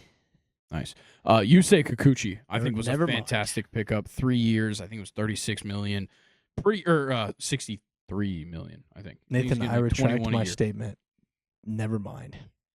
Okay. I think that deal is pretty solid that they got Yusei on. I just like what I see. A lot of these moves kind of just look like bait for a potential not top free agent, but one of those guys up near the top to want to come to the Angels. I think obviously you already have Mike Trout, which gets people interested in coming there. You have a very good coaching staff that I think has become pretty obviously likable. You have some good young players there right now, and you've added a number of good players. Yusei Kikuchi, Jorge Soler this offseason. You added a couple other arms as well. I think this gives the Angels a shot at getting people interested in coming there because otherwise nobody would want to be a Los Angeles Angel for any reason. Phillies looking to make a splash this offseason, what it seems like. They've already shown interest in a trade for Garrett Crochet and potentially could be making a move for either Alex Bregman or Willy Adames. No. Bregman or Adames would be taking over at third base because Alec Bohm is a free agent. No. That would be a position change for Willy Adames, who hasn't played third base since 2013 in his first year as a professional baseball player, which was for the Tigers Dominican Summer League team when he was 17 years old. That's the last time he's played third base. Willie, if you come to Atlanta, you'll play shortstop. That is true. But Willie did say that he has expressed that he would make a move to third or second base for the right team and the right money. It's cool. You don't have to play shortstop. Yeah, you just play shortstop in Atlanta, and you would certainly take a pay cut, right? Oh, bad drop by Juwan. I'm going to be honest, I can't blame them for how bad this game is going. This is they're tough weather. A California football team. Yeah, tough weather to come into in Buffalo. I would enjoy to watch one of these games, like maybe if it was between like the Browns and the Bills. Yeah, two teams that play in the snow. Packers, Bills would be awesome right now. Yeah, it's kind of unfair with one like sort of like how Green Bay versus Miami. Yeah, exactly. Exactly. They're not used to that. No, they're not at all. These motherfuckers are used to it. Yeah, the Bills practiced in this. Good. It's just not working right now for the 49ers. But yeah, Philly's looking to make a big move here. Snell now off the board. We talked about that on the live stream last week. But I think a lot of decisions have to be made by a lot of these top teams interested in this top line starting pitching right now. Corbin Burns obviously still out there. Fried, probably the second best available and the best left-handed pitcher. Then after them, you kind of look at Jack Flaherty, Nathan Eovaldi. You have the pair of Japanese pitchers coming over. You have the 23-year-old Roki Sasaki and the 35-year-old, who not a lot of people are talking about, Tomoyuki Sugano, who has won the NPB equivalent of the Cy Young twice. And what a horrible drop by George Kittle. Oh, my God. They're so bad right now. And then after those guys, you go looking at like trade options, which is kind of headlined right now. Obviously, Garrett Crochet is the biggest one. Then you go to like Jordan Montgomery, Sonny Gray. So a lot of teams have something to look now because the first domino has fallen in the starting pitching market and free agency. So a lot to look forward to there. Looks like Nolan Arenado is trending towards being traded, more likely than even just staying on the Cardinals. He's trending towards being traded. Most reporters kind of just expecting that St. Louis is going to fire sale and just try and get a bunch of young talent is what it looks like. But Dodgers and Yankees, top two teams showing interest in Nolan Arenado right now. They don't need him. He's old, and he's going to be a waste of money. He's also a 6-time platinum glover. Yeah, 6-time platinum glove back in the day. He won them all in a row. And back in the day, it was 2022 was his last one. Yeah. And he won the Gold Glove, I believe, last year. Yeah. Nolan Arenado is unbelievable. But he's on the back end. He certainly is. But you tell me right now that the Yankees wouldn't have wanted him at third base last year. No, 100%. Just for his defense, because his bat has gone downhill. Yeah, his bat's gone downhill, but it'll still get you probably like 20, 25 home runs. I don't even know if he'll get you that. But, okay, let's say Nolan Arenado with his gloves still, whatever his glove is like right now. Yeah, defense only. Throw in 20 homers and 75 RBIs. I'm taking that. Yeah. That's what I'm saying. I would definitely be going after him for sure, even at this point. Next team to talk about is the Red Sox. Red Sox are not only extremely serious about their bid for Juan Soto, and right now look like it's between the Mets and the Red Sox for Juan Soto, is what it seems like, which is crazy. Please go to the Red Sox. Juan Soto is not the only guy they're targeting. Red Sox also very much expected to fight with the Yankees for Max Fried. Those seem to be the top two for Max Fried, which I hate. I can't see Max Fried going to the Yankees. Yeah, I know, because then he has to shave that little weak ass mustache that he's always had. Could you imagine if Luke got Actually, I guess he can keep the mustache. You just can't have the if the Luke chin. got Max Fried And Juan Soto. No, like Luke already has him. Oh, Luke already has. but if he got Soto back, that's not happening. and he got Max, I don't think it is either. But if he got Soto back and he got Max Fried, I just wouldn't want Max Fried to win a Cy Young as a Yankee. I would cry. oh, don't even say that. Also, you also have to look at the money here. Now, with Snell getting a 5-year 182, I feel like Fried should probably be in that 5-year 180 range. Probably. Maybe a little bit less. Snell's got two Cy Youngs under his belt. So, he's obviously got a little bit more there, but like Fried's been a Cy Young finalist, I think 3 times. He's finished top 10 in like the last 6-7 years, or not 6-7. I think 4 or 5 years. So obviously Fried has done his thing, and he's 30 years old. Snell's 31. I think they're going to get a similar deal, if I had to guess. It just depends on where Fried goes. I wouldn't mind him being a Red Sox. No, I think it would be a good fit. We also didn't talk about this, Grayson. Josh Allen did get engaged. Yeah, shout out all the guys that thought they had a chance with Haley Steinfeld. You were sadly mistaken. Go back and watch Pitch Perfect again. Was she in that? Yeah. I've never watched Pitch Perfect. She's in the second and third one. Gotcha. All I know is that Anna Kendrick is in it. Oh, yeah. They're both fine. Okay. They're both fine. Cool. And the redhead, Chloe. Help. Do we know who Chloe from Pitch Perfect is, Nathan? Who is that? I think Brittany Snow, is that her name? That sounds like a porn star name. I don't know if it is. It just sounds like one. Do we know who Chloe from Pitch Perfect is? Brittany Snow. Wow. Okay. Fuck out of here. Can I see a picture of her? I don't know who this is. You have a computer right in front of you, dog. Yeah, but he's pulling it up. Yeah, would. All right. Giants expected to have significant interest in Corbin Burns. Wait, what'd you say? Nathan knows exactly what I said. Did you say would? Yeah, maybe. The Giants are expected to have significant interest in Corbin Burns. If I had to guess, Corbin Burns does not have any interest in San Francisco. Why would he? Yeah, dude. You're not going to win the division. How many times does San Francisco have to sign a top free agent pitcher to realize it doesn't work? But also, when you have the Dodgers and the Padres and the Diamondbacks, you're not going to the playoffs. No. The Giants, gone are the days of 100-win seasons for the Giants. Matt Collins is a man of principle. No chance he wears shoes. He went to Chipotle every single day when we were in Miami together. But since they started charging $25 for an extra tortilla, he has never been back. Shout out Ryan Fitzpatrick for that tidbit on Mac Hollins. He is weird. Yeah, I guess. Let's talk about the Blue Jays. He probably hates Zaxby's. Charging for sauce. Charging for sauce at Zaxby's is one of the most outrageous when they don't things give ever. you any. Yeah, no, they'll give you like one.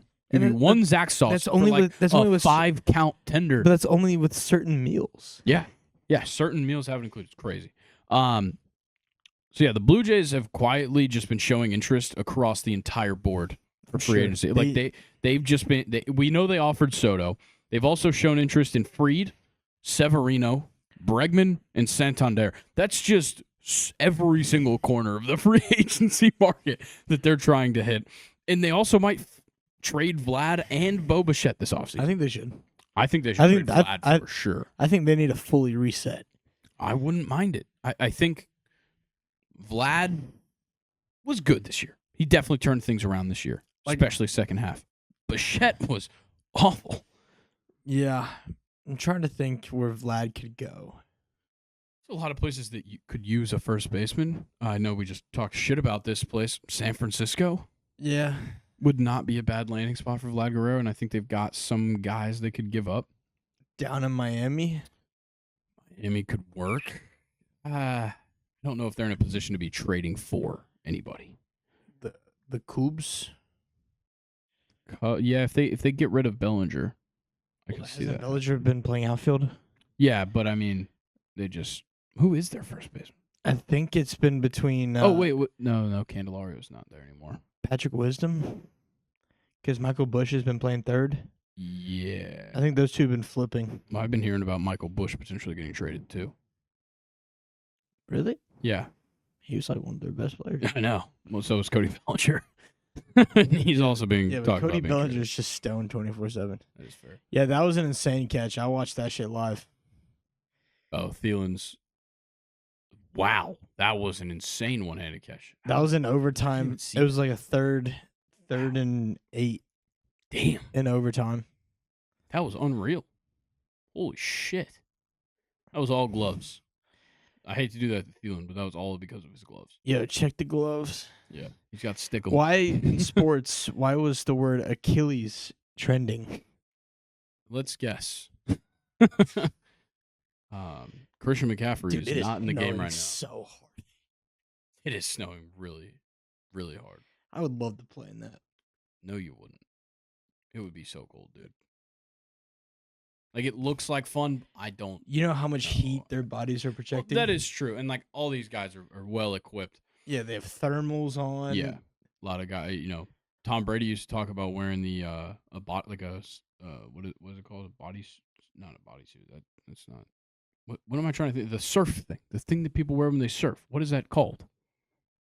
The thing that people wear when they surf. Yeah, wetsuit. That's what it is. A wetsuit. That's what Tom Brady Oh, would wear shit. under his uniform. That Josh was, Allen That was sick as fuck. flying in for the touchdown. No, he passed it and he tossed it back to Josh Oh, Allen I and he didn't even ran see around. Yeah. Holy shit. All I saw was him running. Who did he throw it to? I Amari don't. Cooper is who they're showing on the camera right now. Then yeah, it was Amari Cooper. Wow. Well, I thought they were about to call Amari Cooper down because he got consumed. Yeah. Okay, so yeah. Oh wow. What a crazy catch by Look Amari at that. Cooper on And that they too. just- Shuffle passes it back to Josh Allen. He takes flight for the touchdown. Holy shit, that was awesome. I want to know how they score that. No, it would be Josh Allen pass to Amari Cooper. Amari Cooper, and then it would just be considered a flip. So Amari Cooper just ends wherever he was at for his receiving yards, and then Josh Allen gets rushing yards after that. I'm pretty sure that's how it works, at least. That was insane that he even pulled that in, and to get it out of his hands while his arms are being held down was crazy. Good awareness. Oh, so he got receiving yards, but not a reception. Interesting. I never really thought about that. So did Amari Cooper get passing yards or no? No, That's weird. because it's not a completion. That's so weird. Yeah. Yeah, I can't even comprehend that right now. Imagine being so good at football and then you just go home and see Haley. Hey, yeah, that's The weirdest part is that because he has 0 receptions, his average is 0. yeah. Well, no, it's undefined. Yes, it's technically an undefined Yeah, yards average per yards reception. because he doesn't have the reception, but What are he you has the Doing yards. right now? Are you pouring water into a monster? They're both empty. Is he Are- Is he gonna be like one of the first players to ever have 0 receptions and a No, touchdown? there's probably plenty of guys that have had one of those before. But where like somebody as a quarterback, shuffled- like oh, yeah, he that's- threw the pass and scored the Oh. touchdown without catching the pass. Yeah, I don't know about that. I've seen Marcus Mariota throw a touchdown pass himself, It's fair. but it was deflected. Yeah. I don't know. Does he get credit for a reception on that? Yeah. Yes. Yeah, you do. All say right, that. So see, he let's has a move reception. on. Yeah, we got to move on to college football. I have a bedtime. College football week 14. We'll start off the only game on Thursday.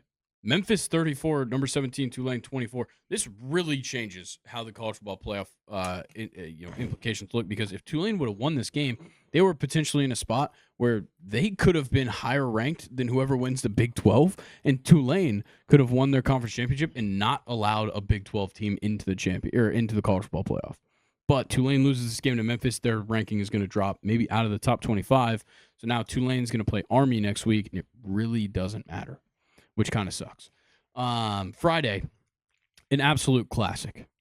Georgia Tech 42, Georgia 44, a final in 8 overtimes. Georgia should have lost this game. 8 overtimes. They probably should have, yeah.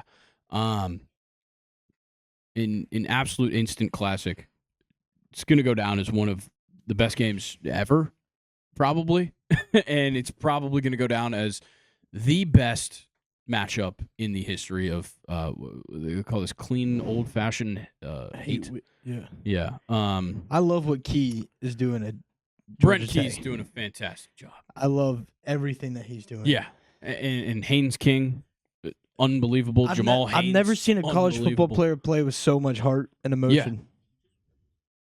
And I feel bad because he could like hardly walk after that loss. He was like just like on the ground. Yeah. Now, once again, I know this is an instant classic, and it made so many great moments in overtime. I still hate the 2-point conversions. Yeah, no. Let him start on the 25. It's Just see what happens. Like that, I hate the 2-point conversions. Carson Beck had a hell of a day, especially in the second half. This game started off so bad for Georgia. They were down 17-0 at half. They marched back into this. They tie it up in the fourth quarter. The first half was just turnovers for Georgia. Fumble after fumble after fumble. Bad. The running game was kind of bad. Nobody really had a great game. Nate Frazier was fine. He only had 11 carries, but he had 15 yards and a touchdown. Georgia got shut out in the first half. Yeah. By Georgia Tech. Unbelievable. Carson Beck was good. UGA really just couldn't make big yardage plays happen. They had that Arian Smith 30-yard rush. Outside of that, not a lot of big plays were made, and they just kind of slowly drove down and scored. Georgia Tech ran the ball so well that they were able to slowly move down the field and score as well. Georgia Tech had an 18-play, 90-yard, 10-minute and 36-second drive that went from 9:53 in the third and ended with a field goal at 14:17 on the clock in the fourth quarter. That's unbelievable. And it just goes to show how important it is that Haynes King is such a versatile quarterback and Jamal Haynes is such a consistent running back. You even got good carries out of Chad Alexander, 5 carries, 25 yards. They were running with efficiency all around, and they just looked phenomenal. I think Arian Smith is the biggest fraud in college football and does not deserve to wear football pads. He sucks and should never lace up his cleats again. And let the people know why, Colin. Because he dropped a wide open touchdown pass. Yeah. The most wide open. And by that, I mean he didn't hit his receiving yards line, and I lost out on money. So basically, if you make me lose out on money, I hate your guts. Okay. This is why North Carolina wants to ban sports gambling. Yeah. Well, their football's just not entertaining to watch, so the people who live there just want to bet on other shit. You should be betting on other things than what's in your state. I think it's probably more of a... Colin, are you the guy who DMs the player afterwards and says, like, you owe me this much because whether the answer is yes or no, please say no. Just right now. No. Okay. Thank God. 'Cause if you give people shit on social media because you didn't, or they didn't hit the line that you magically took that Vegas randomly gave them, you're fucked in the head. Yeah. Fuck you. Yeah, no, you got a problem. If you're DMing athletes, you got a problem. Exclamation point gamble. Or problem. Yeah. Also, if you haven't realized, they don't care about your money. Even the college kids are making more money than your dumbass. Like, just shut the fuck up. They really do not care about your parlays. As much as it's like a dumb thing, like I'm tired of hearing it from every single athlete on Twitter after they have a bad game, they don't care about your parlay. They really don't. But yeah, this game was just absolutely unbelievable. I know Colin's mad because I'm talking shit about him, but you're not the guy that's DMing people. No. I saw somebody on Twitter post a picture of the Ramblin' Wreck and said, Georgia players looking at this like it's a trophy car. Yeah. I saw something similar to that where it was like... And that the car was screaming at him like a guy after 5 beers. And he was like, give me the keys. I mean, they can't be happy about this win. No, you can't at all. I think Kirby Smart should be absolutely pissed. And shout out, Kirby Smart and Brent Key have this mutual respect for each other. They played against each other in this rivalry game 2 times. Yeah. But Kirby did not. They both respect the shit out of each other. Kirby did not respect Paul Johnson or whoever the other Georgia Tech one was. I don't think Kirby coached against. Well, did they overlap at all? I don't think so. But there was something that came out where it's like Kirby never liked them as like a coach and stuff like that. But also, I think a lot of it too. obviously they played. They're the same. They're about the same age. I think Kirby's 2 years older than Brent Key. They both played, Georgia Tech, Georgia. But Brent Key's offensive coordinator came from Kirby Smart's coaching staff, and a number of other guys within the Georgia Tech coaching staff came from Georgia. They have a mutual respect for each other because of what they're doing for the state as well. So, like, these guys respect each other, which I like. This will be a good rivalry for years to come. Yeah, that's what I think, too, because Brent Key has earned himself quite a few more years in Atlanta. I don't know if you guys talked about it, but Haynes King outperformed Carson Beck in the passing game and outperformed the entire Georgia rushing room on his own. Yeah, unbelievable. Haynes King for Haynes King is the best college football player in the state of Georgia. Probably. There's probably okay. Are we saying quarterback or player? Because there's probably some Georgia player, like a Georgia offensive lineman. Yeah, that's a better football better player. Skill position. Sure. Yeah. Yes. Best skill position player. Performance in athlete. a Division I college football program in Georgia. Sure. Yeah. Because he is insane. I don't know if there's like anybody balling earlier, at Mercer right now, but the way he just runs at defensive backs and stuff like that, and just says like "fuck you, tackle me," is insane. Because he's not. I don't think he's that big, but he's like he's kind of 6'3", 215. 6'3", 215 is pretty big for a quarterback. Trevor Lawrence is 6'6". I understand. I'm saying like also from Trevor Lawrence is also a bitch. Jesus Christ. Okay, let's move on. Absolute dog, though. It's a fantastic game. King. We got to move on. We'll run through a couple more games from Friday. Oregon State 18, number 11, Boise State 34. This was Jinty's last chance to prove to the nation that he deserves a Heisman. Yeah, he did. 226 and a touchdown. He did have 37 carries, but still 226 and a touchdown. It's crazy. Blowout victory over Oregon State. Once again, I have to add to the fact he is so hurt. Every single time he watches the ball, like every single time I watch him carry the ball, he looks so hurt. He's still playing well. Mississippi State 14, Ole Miss 26. I was there. It was great. It was fucking freezing. Amazing. Oh my God, it was so amazing catch out of Caden Prescorn for that touchdown. Yes. Did you get to see that like from that side? Yes. Or wait. Were you there, like sitting on that? I end? was. Oh, fuck. Were you on the other side? He doesn't remember. He was drunk. No, I wasn't. Not by the time, dude. That was late. No, it was so fucking cold. That's true. You probably sobered up. Yeah. Oh yeah, I was sober by the time the game started. What was the fit looking like? The fit? Oh, I had I was way under dressed for the weather. Oh, you didn't do we have any flicks we could throw up of you and Jared right now? You didn't, we didn't take any flicks. You didn't have the double jacket going? No, that's where I fucked up. That's where I fucked up right off rip. So I bought like this insulated like quarter zip that I wore. That was not warm enough because all I had was a golf shirt under it. That was not warm enough at all. Then I at least made a good move, but not totally a good move. I wore golf pants because like I had to look good in the Grove. You have to look like dress nice in the Grove. So like I wore golf pants and I put on like running leggings under them. But I have fleece line leggings. I should have worn those. I didn't realize how actually cold it was going to be. And it wasn't that cold, walking around in the Grove, whatnot, but sitting down in those bleachers, we left after like right at halftime. And watch the rest of the game in a chilly. Did you at least have a beanie on? No. I was going to wear a beanie. I took a beanie with me, and then I was like, fuck it, I'm going to wear a hat. And I just wore a hat. But after the game, when we went back to the house, I put on my Carhartt hoodie under the insulated quarter zip, which didn't even look that bad. I thought it was just going to look like an idiot. That's why I didn't wear it.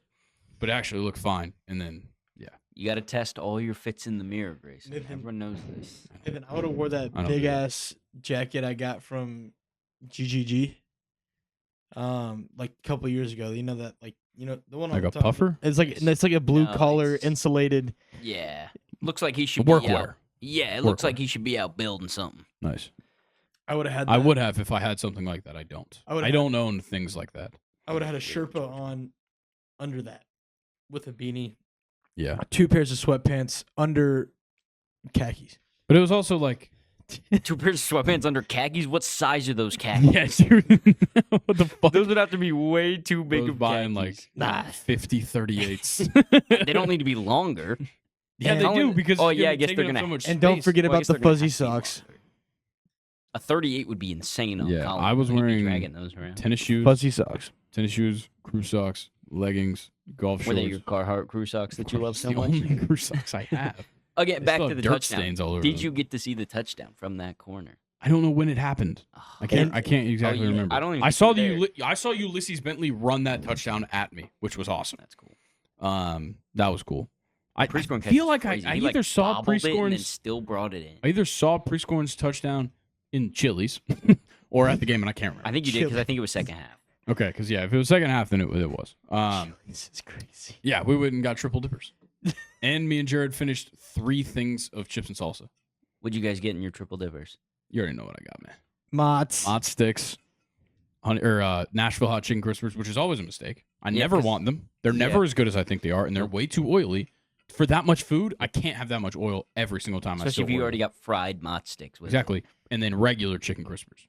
Oh, that's too much chicken crispers. No, you got to go 2 chicken crispers and mozzarella sticks. I don't know. That's so much fried food. I've been hitting the little sliders. It's all fried food except the big mouth bites. Yeah, I've been hitting those. Those aren't bad. But I'm not a fan of a steamed patty. I can't do slider. Can we move on? Yeah. Nah, it's kind of fun to talk Oklahoma about. State. Oklahoma State 0, number 25 Colorado 52. Travis Hunter, I will give him this hell of a case for Heisman after that game. It was a hell of a performance. 10 receptions, 116 and 3 touchdowns, and he had an interception and 2 pass breakups. That is a very good game for his Heisman case. I will give him the credit. I know you're going to pull out stats. Nathan's going to say some I know dumb shit. Nathan's going to I'm about to get on my knees. Hold on. Whoa. He scored 2 touchdowns while they were up, or after they I'm were aware. up 35-0. I'm aware. I'm just saying, wouldn't have even played after Put that. the numbers up that are going to look good, and he's obviously going to win Heisman, unfortunately. I don't want him also to. ran for 200. Don't want him to. That same I want it day. to be Ginty. Travis Hunter's going to win. Storylines, popularity, campaign. Have you seen the blah, blah, odds updated All that after shit. this? No. Last time I checked, Travis Hunter was minus 1,000. Now he's minus 10,000. Yeah. And Ginty is plus 2,500, which should not be And how second far away best. he is. Yeah, that should not be how See, far I have away such he a is. gambling problem. I would bet on Ashton Ginty to win. I would too, because I he think he deserves it. Yeah. I'd I think He is fifth in all-time biggest single-season rushing yards. I'd right put now. 1,000 on him to win Heisman right now. biggest problem At is that plus he's 2. playing in the group of 5. 500. The biggest problem is that he's playing in the group of 5. If he was doing this at another Big 12 school, if he was just in the situation where Ollie Gordon is, where Ollie Gordon is absolute fucking garbage, and so is his team, if Ginty was there right now, he would be the Heisman. If he was putting up these same numbers and winning games like that and whatever. But because Ginty slowed down, because he's so banged up, and he's the only source of offense this team really has, he looks bad. But it's the impact. You can't just... It's not like you're going to throw everything at Travis Hunter because he's the only thing doing anything good for Colorado. If you just do that, the other guys who also put up, like the guys that have way more receiving yards than him this season on this team, I don't know what Colin's doing, trying to suck his eyeball out of his eye. Dude, you're crazy. What would you do if you just turned over Dude, and my eye was just like in the water? We would be ending the podcast right now. And I would throw up. I look at Nathan and I just go, Yeah, Travis Hunter, like, you can't just, like, send the house to Travis Hunter because that's not how it works for his positions that he plays. And you simply can't. It's like in past years trying to argue against Ohtani. Yeah. He's a great pitcher and a great hitter, and nobody else is both. That's the whole issue with Travis Hunter. He's obviously going to win because he's both. Let's move on to Saturday's games. Washington 21, number 1 Oregon 49. Who cares? Of course. Saw this Oregon. coming. Yeah. Congratulations on your playoff spot, Oregon. Yeah. Michigan 13, number 2, Ohio State 10. Crazy. The game did not disappoint. Crazy. This was the start of the brawls. It holy shit. Fucking pepper spray. Bro. Yeah, it was bad. Ryan Day, you got to get fired. It's actually unreal to be 0-4. It's some kind of ad for an Etsy site. A lot of odd things in that Etsy ad. Jesus. I'm just What the reading. I'm reading the fuck? shirts now, bro. What the fuck? That is so weird. What you been looking up? I don't. That's what I was about to say. I don't know if I've ever been on Etsy. Whatever. Kalel Mullings, awesome game for him, running back for Michigan. But it makes you think. Why does Davis Warren throw on the 3-yard line? Yeah, that was fucking crazy. What a great game by Ohio State's defense and Michigan's defense, for that matter. But, like, brother, Ryan Day. Also, Donovan Edwards sucks. Yeah, Donovan Edwards is so useless. What happened to him being like the next coming of cover God? Athlete? He was a cover athlete. Oh my God. Everyone was saying he was the next coming of God. Yeah, no, everybody was like, well, once Blake Corum's gone, it's his time. I was one of them. Isaac Really? Touchdown. It's now 28-10. 28-10 Bills. Yeah. I don't even know how to like conceptualize this game. I watched every single second of it, and I still can't quite wrap my head around it. Yeah, because like Ohio State's offense, shit. Yeah, they couldn't run the ball, which is insane. Was the weather bad? No. Weather was normal. Will Howard sucked. The play call. If Chip Kelly thinks that he's going to get out of this unscathed, he is sadly mistaken. Like, there's a higher chance Ryan Day keeps his job than Chip Kelly because Chip Kelly's offensive play calling. It's like those two were going back and forth, like trading play calls and trying to see who could do worse. It was unbelievable. They had to scroll down a little bit for the receiving numbers. There isn't much to look at. Yeah, G. Scott Jr. And G. Scott's good. Didn't get involved. It doesn't matter who they throw to when Will Howard goes 19 for 33. I'm looking at Michigan's receiving. Yeah, yeah. Davis Warren only completed 9 passes. He only attempted like 10. Longest completion, 18 yards. Is crazy. Yeah, well, Ohio State's longest was 24, and it was 24 yards from Travion Henderson, which was just a check down that he ran out. Obviously, the end of the game is what matters. Michigan players plant the flag in the middle of the Ohio State logo, which, might I add, happens too often. The flag gets planted at Ohio State a lot. That's the whole Baker Mayfield clip. Yeah, I was going to say. Is at Ohio State. Was it Ohio State? Yeah. I thought it was... No, it was against Ohio State. Really? Yeah. Baker Mayfield. Yeah. Oklahoma played an away game at Ohio State, and they won. I'm like 90% sure that it's the Ohio State logo that he's planting the flag into. I don't think so. I'm pretty sure it is. Sure? Yeah. I've now seen the clip like 500 times in the past week, or the past like day, because of it. I'm like 90% sure it's against Ohio State. But why would he plant it? No. Because they upset Ohio State, and he's a dick.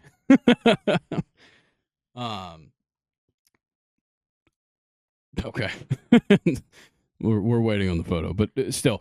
Okay, how did this dog shit season for Michigan somehow turn into a great year in the span of 2 weeks? Michigan flipped the top quarterback in 2025 2 weeks ago, and then just beats Ohio State for the 4th year in a row and have never lost to Ryan Day. How did Michigan turn this into something? And now, and all of a sudden, everybody's like, Sharon Moore is the next guy. He still went 7-5 with a very talented team. Now, I will add, they didn't have like 2 of their best players. Colson Loveland didn't play, and Will Johnson maybe didn't. He sat out, I think.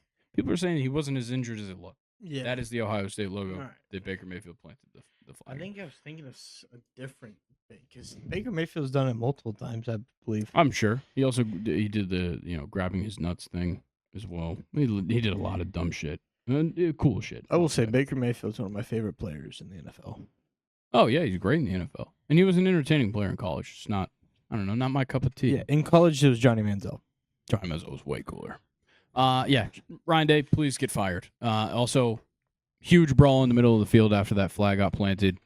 People were getting beat to shit. People got pepper sprayed.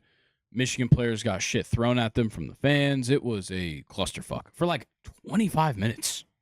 That whole thing couldn't get settled. It was bad. Also, I will say this: Gus Johnson, kind of a loser ass take at the end of that game, calling constantly doubling down on this is so bad, you shouldn't be doing it. Everybody knows you shouldn't be doing this, but it also happened across the nation all day.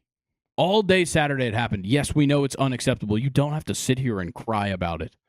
Everybody needed to get their frustration, from seeing their families and everything on Thanksgiving. Yeah. There's always drama at family Thanksgiving. Everyone needs to just let loose and just beat the shit out of somebody. Maybe. Okay. I know. I definitely partook in that. Yeah? Yeah. Okay. Name not to be mentioned. Okay. Got tore up. Gotcha. Number 3, Texas 17. Number 20, Texas A&M 7. honestly, I'll just say not really that impressive of a win by Texas. I'm still not sold. And if you're if you wanted to see a team that could beat Georgia next week, I don't know if we just saw that. Just running back great. Georgia Tech, Georgia. Yeah, that would be a way better SEC championship game. Like Marcel Reed was pretty bad. Really, just overall pretty bad. Once again, some horrible drops for Texas A&M. I don't know what their wide receivers have an issue with catching the passes, but goodness, they're bad. I don't think we need to go too in depth. No, we don't. But Quinn Ewers was fine. I think Arch Manning had like a rushing touchdown. Yeah, on 4th down. Yeah, very impressive from Arch. Surprised to even see them bring him in the game early in this, but obviously they just wanted to run, and he's a much better runner than Quinn. But yeah, I wasn't necessarily impressed by this win. Yeah, it was a 10-point victory. Unfortunately, the Aggies didn't cover the spread, which means I did go 2-1 college football. A&M, your run at the playoff was fun. Yeah, it was good, cool. But it has now come to an end. Yeah, I'd still say the first year under Mike Elko, it's a win. Yeah, 8-4. You beat some good teams. You played some good games. Yeah. Okay. Maryland 7, number 4, Penn State 44. Yep. Don't care. Congratulations, Penn State. You are now in the Big Ten championship. Yeah, which is crazy because of Ohio State's loss. Penn State falls into the Big Ten championship. To Oregon. If you run the ball like this, you have a chance against Oregon. Unfortunately, they will not. But I do love Nicholas Singleton and Katron Allen. Yep. Number 5, Notre Dame 49, USC 35. I really just want to talk about the end of this game. Jordan Mayava, first of all. What a beast! Jaden Mayava. Sorry, knew this game was going to be close. Yeah, we talked about it on the live stream.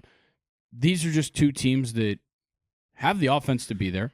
Very surprised by how bad the defense was for Notre Dame, but also they've been getting banged up after like every single week. Notre Dame loses like another key defensive player.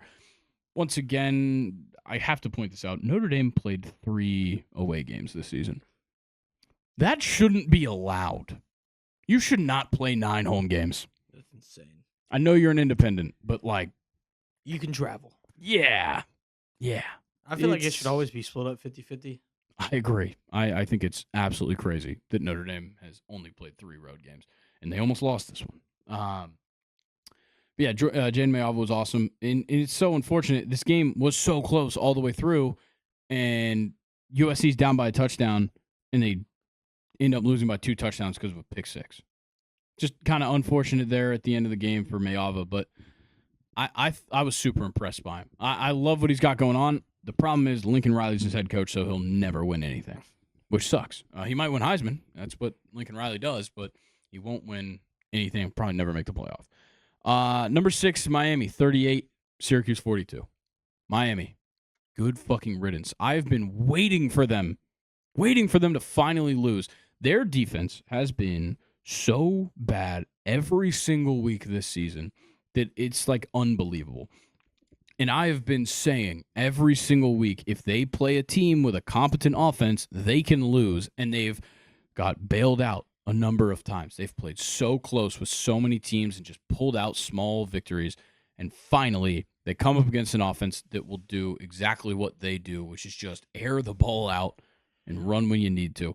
Cam Ward and Kyle McCord were respectively number 2 and number 1 in FBS passing yards. Kyle McCord shows up. He only had like a handful of yards more than Cam Ward this season. Kyle McCord shows up big time, 26 for 36, 380, 3 touchdowns, and ends up outpassing Cam Ward and beating Cam Ward and allowing Clemson to get into the ACC championship game with a victory, which is crazy. You love to see it. I do. I love to see it because I've been pissed at Miami for getting bailed out so many times this season, and finally they get caught lacking again. I'm so happy that Syracuse won this game, and I'm happy for Kyle McCord because he also, outside of leading the regular season in passing yards in the FBS, also Ohio State lost, proving he really maybe wasn't the problem. And I wish Kyle McCord maybe enters a transfer portal again and gets a shot at a bigger program next year. I don't know. I think he's having fun at Syracuse. I wouldn't mind him at Florida State. I do love Krummenhoek. Don't get me wrong, but you got to hold on to the ball. Yeah, well, you need someone who can win now. Yeah, exactly. Krummenhoek, true freshman this past season. Maybe get Kyle McCord and LaQuint Allen. Yeah, LaQuint Allen's a great running back. 22 carries, 82 yards, 2 touchdowns for him. All right, yeah, that's enough for that game. Fuck you, Miami. Number 8, Tennessee 36, Vandy 23. This was a much bigger victory for Tennessee than it looks. That last 6 points right there by Vandy made this a little bit like it looked a little different. It was 36-17 in my eyes. Yeah, which is crazy because Vanderbilt went up like 17. Yeah, Vanderbilt was up 17-7 going into the second quarter, but fantastic rest of the game. Really, the big second quarter out of Tennessee was awesome. Nico, great work, 4 touchdowns for him. But yeah, not as big of a victory or it was much bigger victory than it kind of looks like on the final score. Cal 6, number 9, SMU 38. They took care of business. I figured they would. Purdue 0, number 10, Indiana 66. Indiana scored 66 points. They allowed 67 yards. That's unbelievable. Like, actually unreal. Shout out Indiana. Easiest cover maybe of my entire life. Indiana minus 28.5 was crazy. What a pick by me on the live stream. But, yeah, Curtis Rourke, fantastic way to end your regular season. And the thing is that they won this game and Ohio State lost, but Penn State still gets into the Big Ten championship and Indiana doesn't get their shot. But they're still in the conversation. You got to be. The only problem is now with Ohio State losing, you can't really put Indiana ahead of Ohio State. Nope. So you got to start thinking about some things here. I don't think Indiana gets in. We'll have to see. It's really tough right now. I really don't know how it goes. Please stop trying to melt your water bottle. Number 15, South Carolina 17. Number 12, Clemson 14. This was a hell of a game. All I really care about with this one, I just want more Lenore Sellers. I didn't realize how much I liked watching this guy play. Yeah, he didn't pass the ball extremely well, but he escaped sacks in a way that I've maybe never seen ever. He forced 18 missed tackles against Clemson. Only Ashton Ginty had more missed tackles in a game this season. It was the most by a quarterback that's ever been recorded by PFF since it started in 2014. He had 171 rushing yards, 176 yards after contact. Unbelievable for Lenore Sellers. He is so much fun to watch. That's and then crazy. Raheem Sanders didn't even really have a good game, but he's a great running back too. 18 carries, 60 yards. I think he had a couple of receptions as well, but just great day for them. All 4 touchdowns were 2 rushing touchdowns by the quarterbacks each. Yeah, which is kind of crazy. Cade Klubnik and Lenore Sellers. Yeah, and I will give Cade Klubnik this credit. I liked watching him play in this game. The pick was a little bit meh, but the rest of this, I liked watching Klubnik play in this game. I wish there would have been more points here, but damn, was this exciting. Like, South Carolina going into the fourth quarter, I was like, they just don't have the offense to make anything happen. 10 unanswered points. They get the victory. It was a great game. Auburn 14, number 13, Alabama 28. Anything of note here? I watched this whole game and I just was nothing caught my eye. I'm gonna be honest. Me and Nathan maybe watched like a drive. Yeah, like Peyton Thorne looked decent. Milroe was great on the ground. We watched Peyton Thorne's touchdown. Yeah. One thing to note, Alabama couldn't stop turning the ball over. Yeah. In the first quarter. Yeah. Milroe ran a lot. And he ran very well. Yeah, that's what I was going to say. He ran a lot, but also not a lot. No, 17 carries isn't crazy. 104, 3 touchdowns. I think Auburn's got a good base for a good team. Yeah. Like, it's weird. Like, because they are weird. Cam Coleman and KLS, phenomenal. KLS is awesome. Phenomenal wide receivers. Yeah. I don't know what year Jarquez Hunter is. I don't either. I think he's a junior. Oh, he's a senior, so he will be gone. Yeah. Unfortunately. Yeah, he would be a great pickup for an NFL. I could see him being like a third-round pick kind of running back. Where? Anywhere, honestly. I'm trying to think of like teams that... I can't really think of a lot of teams that need a second running back. Dallas? Right, well, they're going to get Ginty in the first. And they could have Rico Dowdle back him up. You think he'd go to the Giants? That could happen, yeah. Tyrone Tracy. Yeah. Saints could use a backup for Kamara. I think there's a number of teams he could go to. We'll move on from this game. Rivaldo Fairweather is a fucking awesome name. Jeremy Bernard, that's all I'm going to say. Okay. Ryan Williams, so overrated, you dumb fuck. It's not a fall off. He's 17 years old. Yeah, you're right. That's what it is.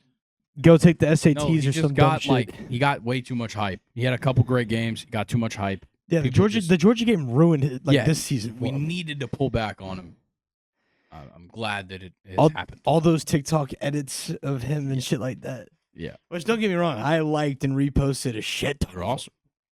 Awesome. Yeah, he also fumbled. Yeah, brutal. Number 16, Arizona State 49, Arizona 7. This was another one fight at the end of the game. Arizona State, which I do love this. It wasn't a flag that they planted at the midfield. It was a trident, which was sick. Also, Cam Scattaboo. I fucking love this guy. 21 carries, 177, 3 touchdowns. Awesome. But yeah, they also fought at the end of this game, and rightfully so. You fight when somebody does something to the middle of your field. Oh, Arizona, you suck. Yeah, Arizona's so shit. I'm sorry, Tetaroa. Tetaroa tried, you didn't deserve that. He tried. I think he ended up ending the regular season 3rd in receiving yards still. Just for his team to go 4-8. Yeah, 4-8 is brutal. They really got screwed with like how the dominoes fell with Nick Saban retiring, because DeBoer left Washington and their head coach Jed Fish, who did so great with them last year, left. And then the only other game that really mattered, number 24 Kansas State, 21 number 18 Iowa State. That's 29. A good ass game. Great game all the way to the end. You had a 5-point fourth quarter by Iowa State where they got a safety and a field goal to win this game, which was very impressive. Yeah, but it doesn't really change all that much. It did get Iowa State into the Big 12 championship, which is obviously a big deal. Yeah, Colorado's not in, which is helpful to anybody who didn't want to watch Colorado next week. Yeah, here we go. Here's a highlight reel of people planting the flag. You got NC State, North Carolina, where the North Carolina player threw the flag and then immediately squared up with the guy from NC State. You had Florida planting that flag. You know what? Pause this real quick. I want to talk about Billy Napier's bitch ass really quick. Don't go out there expecting a fucking handshake, you bald fuck. What is that shit? No, your players just walked out to the middle of our field and planted the flag. You can fight all you want in the game. That's what the game of football is for, is fighting. It's a fight for 4 quarters. Don't start a fight after the fucking game. Now, I respect the fact that your guys are happy they won and you want to talk some shit. Once again, talk some shit during the game, win with class, whatever. But don't go up to the head coach thinking everything's cool. Mike Norvell did not need to shake your fucking hand. And that's that. Like, get over it. And I love that Mike Norvell is the one that went and took the flag out of the ground and threw it. I love that move. Also, Gus Malzahn, you better figure something out next year, dude. Shout out to you for giving up on a head coaching job that you're probably going to get fired from anyways and coming to Florida State. But if you don't do good, I'm going to lose it. I saw Florida people on Twitter talking about how last year Florida State took a piece of the Florida turf for the turf cemetery. We do that everywhere. Yes, that they do everywhere against every rival, or I think it's every away win, basically. It's an away win against. But there wasn't a fight last year when we waxed their asshole clean. Exactly. So. Exactly. And we didn't plant a flag. Yeah. There was no fight. Correlation I'm seeing. I don't know. I'm just saying. I don't know. Coincidence, I think not. All right, let's get back to this highlight video if you want to keep talking about which teams. Yeah, obviously we already talked about Arizona State. We talked about Michigan, Ohio State as well. That's the one that's on the screen right now. Did you also see the Arizona State mascots fighting? Yes, but that was it was funny. It was fully scripted, but it was hilarious. It was very funny. All right, continue the video. I know we had more. There's the full field scuffle between NC State and North Carolina. I think that was actually all the fights. It's just we're seeing a little bit more of them. I do like that he tried to break the trident. I respect that move, trying to break it. This part was stupid. Like, that's the part of these fights that I don't get is when they just keep going. Look, throw the flag, break the flag stick, push the trident over, whatever. One thing we didn't talk about though, last point before we get into our college football playoff rankings. Holy shit, 35-10, Bills over the 49ers.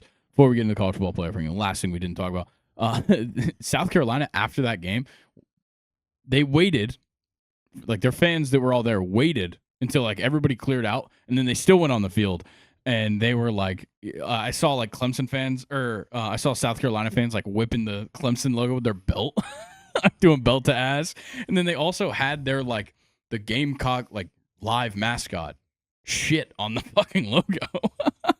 It was awesome. It's a great move. I don't think you mentioned it, but Ohio State and Michigan were both fined $100,000. Yeah, by the way, for the actions. $100,000. Also, Josh Allen has a passing, receiving, and rushing touchdown. Jesus, that's insane. Wow, with 0 receptions. Zero receptions. Okay, let's do our college football playoff rankings. Colin, do you want to go and grab your phone for our rankings?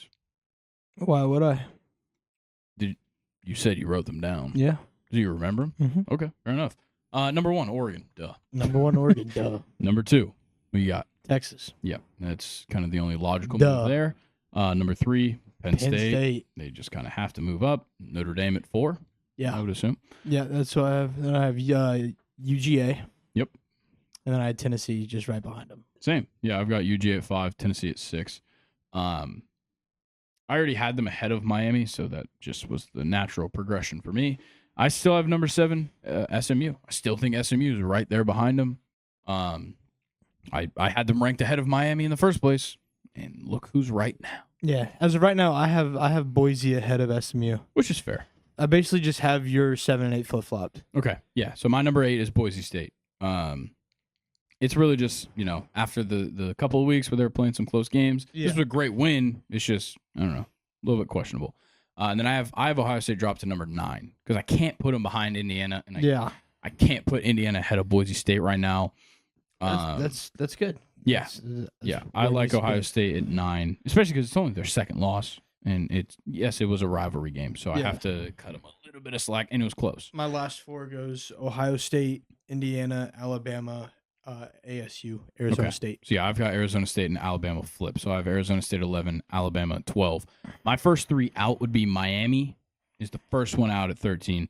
Then it's South Carolina, Ole Miss. I think I would love to put Alabama, Ole Miss, South Carolina because it's the head-to-head victories for South Carolina and Ole Miss that do that. But I just think right now, what I'm seeing on the field, South Carolina is a better team than Ole Miss right now. Yeah. Which is weird to say, but I think they are. And then I think Miami's better than both of them. I don't know if Miami's better than Alabama. Probably not. I really don't know if Miami's even better than South Carolina and Ole Miss. I would say right now, Miami probably, I would give them a higher chance to outscore Alabama. Yeah, that's fair. But here's the thing. I would give Alabama's defense a higher chance to stop them. Miami. For sure. There are other teams that could potentially make it in. Iowa State could win the Big 12 championship. Yeah, because that's an automatic bid. Yeah, and potentially get the automatic bid. Clemson could win the ACC championship and certainly get themselves back in the conversation despite losing to South Carolina. They're still in the conversation. It is snowing even worse now. Yeah. Now that we're into the fourth quarter. Clemson can win theirs. UNLV could very well beat Boise State. They're, as of right now, I think the last college football playoff ranking, they were number 22. They beat Boise State. They're going to get in, most likely, because Tulane, who is playing Army in the American Athletic Conference championship, Tulane lost this week. They were number 17. They'll potentially be unranked, if not very low rank. And so UNLV will be higher ranked than them if they win that conference championship. Whoever the Big 12 championship winner is will be higher ranked than Tulane. So Tulane probably won't get in, but they have a chance if something weird happens here. So they do have a potential look at it, but that's the only teams really in the conversation. Horrible. Yeah, this weather is horrendous. Man, their punter. That is some serious snow. Goodness. Okay, let's do beer bets. Colin won beer bets last week. Hi. Yeah, so we're back to me being up 2. I'm not going down without a fight. I've been fighting all the way back. Yeah, you have been fighting this whole second half of the season. I got to commend your efforts. So this week, we're only doing some of the conference championships. So my thought is either we still just do our 3. Whoa. Was he taking that back? He sure is. Wow. You blocked. Nathan. Oh, wait, there's a flag. Fuck you. I'll see you in the kitchen. This matters for you. I'll see you in the kitchen. Flag, it didn't happen. I'll see you in the kitchen. Nothing happened. Do we still have meringue cookies at home? No. You ate them all this morning? You fat fuck? There was 2. Yeah. There was like 5 when I went to bed last night. You can eat the crumbs out of it. Definitely a hold. So yeah, that it didn't never even happened. I don't know what you're talking about. Okay, pull up the schedule. Beer bets. Okay, so Colin, is there an odd number of games? If there's an odd number of games, should we do all of them? 6, 7, 8, 9. There's 9 games. Should we pick all of them? That would be a crazy thing to do. Let's fucking do it. Okay. But we do probably still need to decide an order Should I of find when a game real people quick? get to pick. If you have something quick. Give me 2 seconds. Okay. So Friday, we've got 3 conference championship games. We've got the Sun Belt, Western Kentucky versus Jacksonville State. We've got Mountain West, UNLV versus Boise State. Then we have the American, which is Tulane versus Army. Saturday, you've got the Big 12 championship and the MAC championship at noon. That's Iowa State versus Arizona State, and then Ohio versus Miami of Ohio. At Ford Field. Yeah, at Ford Field in Detroit. Then you have SEC alone, 4 o'clock. Nobody else overlapping with them, which is awesome. You got number 7 Georgia. Well, as of right now, Georgia at Texas. Mason found something. I know. And then you have that's the Sun Belt Championship. So the Conference USA Championship is Western Kentucky versus Jacksonville State. They have Texas as the favorite? As of right now, Texas is the favorite. At Mercedes-Benz? Bro, you don't know. No, they don't know. Yeah, They don't know what's coming. Whichever one of us gets that game is picking Georgia, right? We'll see. 7:30 Sun Belt Championship, Marshall, ULL, Louisiana Lafayette. We are Marshall. Is that not a home game for Louisiana? Sure looks like it. At Cajun Field in Lafayette, Louisiana. It does look like a home game. Is that not their home stadium? I believe it is. Then you have 8 o'clock. You've got Big Ten and ACC. Penn State, Oregon, Clemson, SMU. What do we have for a game, Nathan? All right. We're going to go back and forth until one of you can tell me which quarterback has the receivers with the most drops this year. Counted as drops. Yes, NFL. Okay. Who won this last week? Colin won So, last. Grayson, you get first. Okay. So we're going quarterback or team? Quarterback. Okay. So we're going to want to pick quarterbacks who played more games. I got it. If you take it, I'm gonna beat your fucking ass. What do you got for No me? way you guys just that are take this off rip, healthy. right? If I take it off rip, that's crazy. I feel like we should have a time limit. I'm not trying to be here forever. I know. Just start ripping. CJ names. Stroud. No. Herbert. No. Oh. CJ Stroud, 4th. Herbert, 2nd.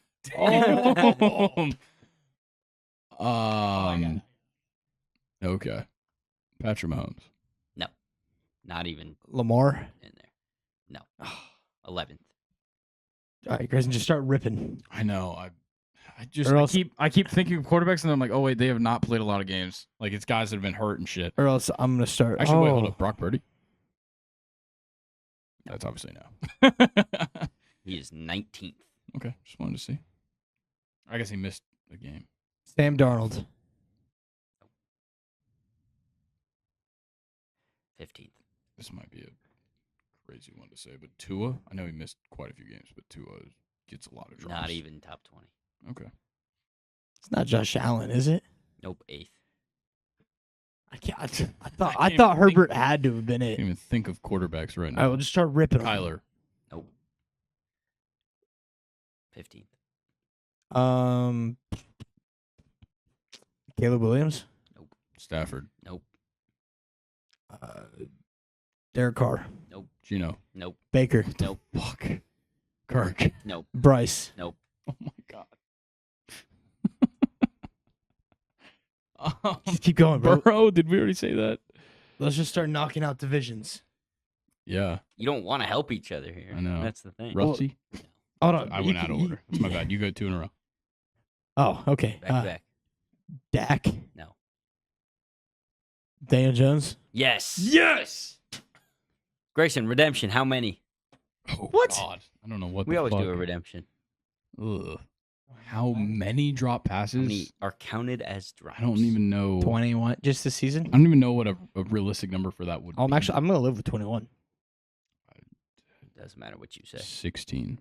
24. I don't really count drops much. I don't really think about that number ever. Bryce Young, by the way, you guys guessed he has 7. Yeah, he hasn't played a lot. Yeah. That's Well, Daniel Jones only has 6 or 10 games started, so yeah. he's one of. Yo, he has Jalen. Crazy enough, Jordan Love tied for second with, and only playing 9 games. Yeah. Okay, so I have to pick the first matchup. Do we do? Yes. Okay. SEC championship. I think it's a toss up. So.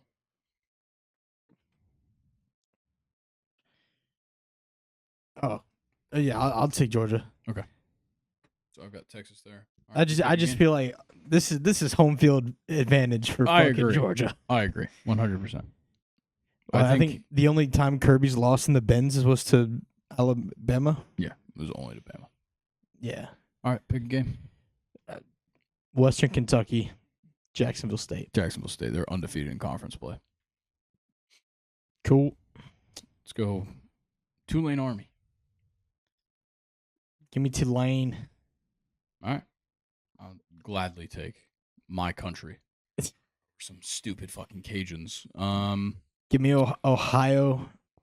Miami, Ohio. Give me the Bobcats. Okay. Fuck the Red Hawks. The Bobcats. Take us as low as $9. Hell yeah. To get into the Ford. conference championship game at Ford Field, you can pay $9. It's crazy. All right, great. It's What inside. we got? Let's go Marshall. ULL. Oh, give me Louisiana home field, baby. That is genuinely home field, which is crazy. Over under also 57.5, so Yeah. should be a pretty high scoring one. Yeah. All right, let's go Arizona State, Iowa State. I know you're probably gonna go with the Sun Devils here. You know I'm going with the Sun Devils. Damn. You gotta go Cam. I'll take Iowa State. All right. Clemson SMU. Give me SMU.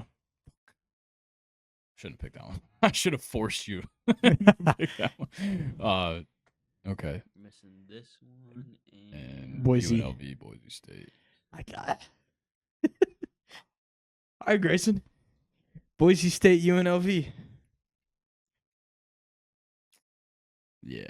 Boise State. I have to. I can't pick against them. It's a home game, too. Yeah. And it was very close. It was like a 3-point game. I'll take the underdog. All right. All right, give me Oregon. Yeah. Penn State. Not happy about this.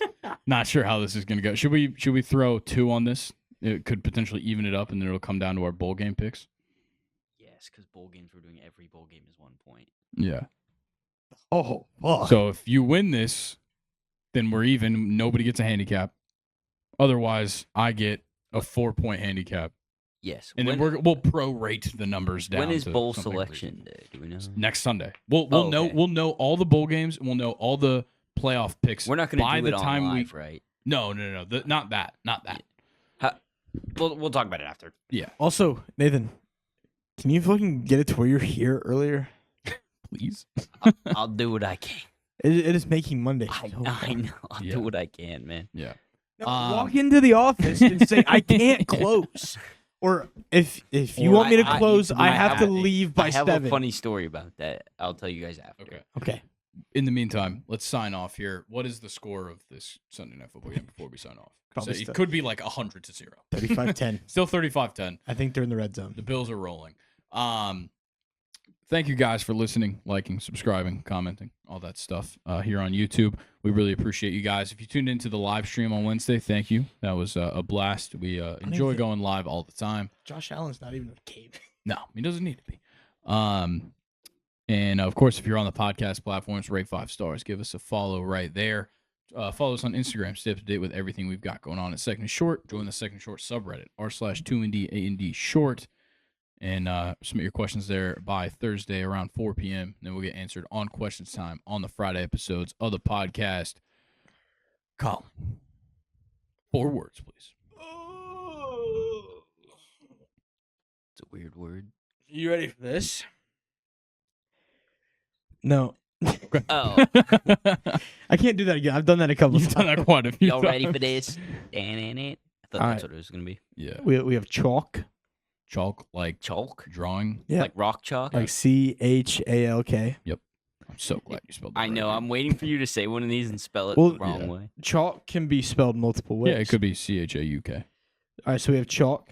I have no idea. CHAULK. AULK? Yeah. That's not a. That's a type.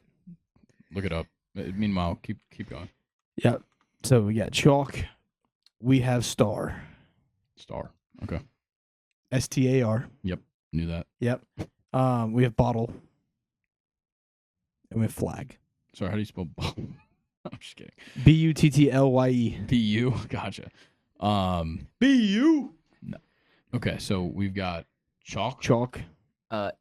Chalk spelled the way you spelled it is a high temp silicone caulk for outdoor wood stoves and boilers. Yeah.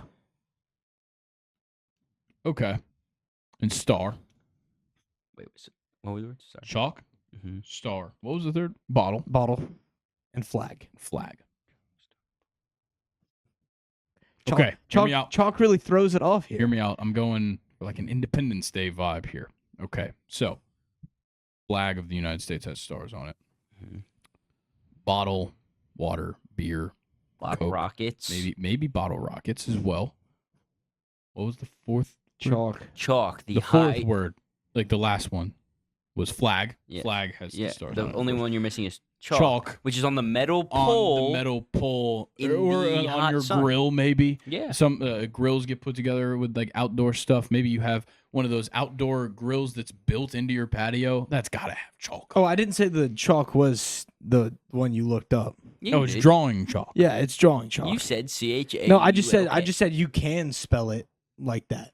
Okay, fine. But it's a different thing. When well, you then spell it's it even like more 4th of July. Yeah, Yeah. You're drawing some CHA. nice Okay. chalk Yeah. art on the ground, or you're playing hopscotch Yeah, or I something. think that was maybe the easiest connection I've ever made. Nice Yeah. connection. I got to throw in some easy ones every once in a while.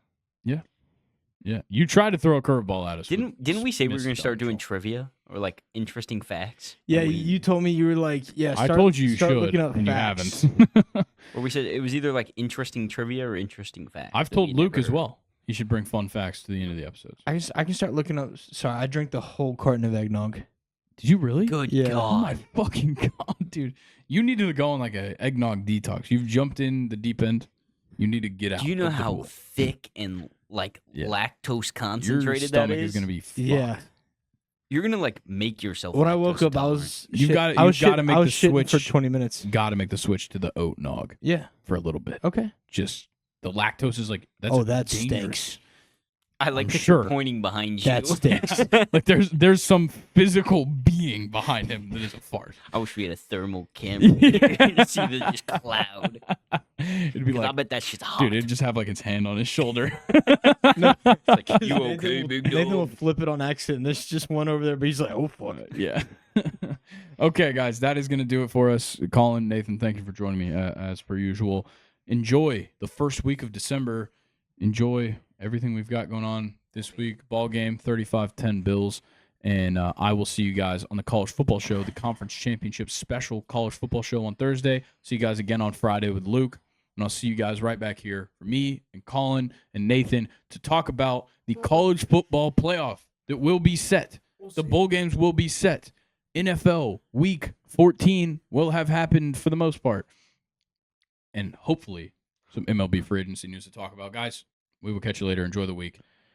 See you guys later. Peace. Bye.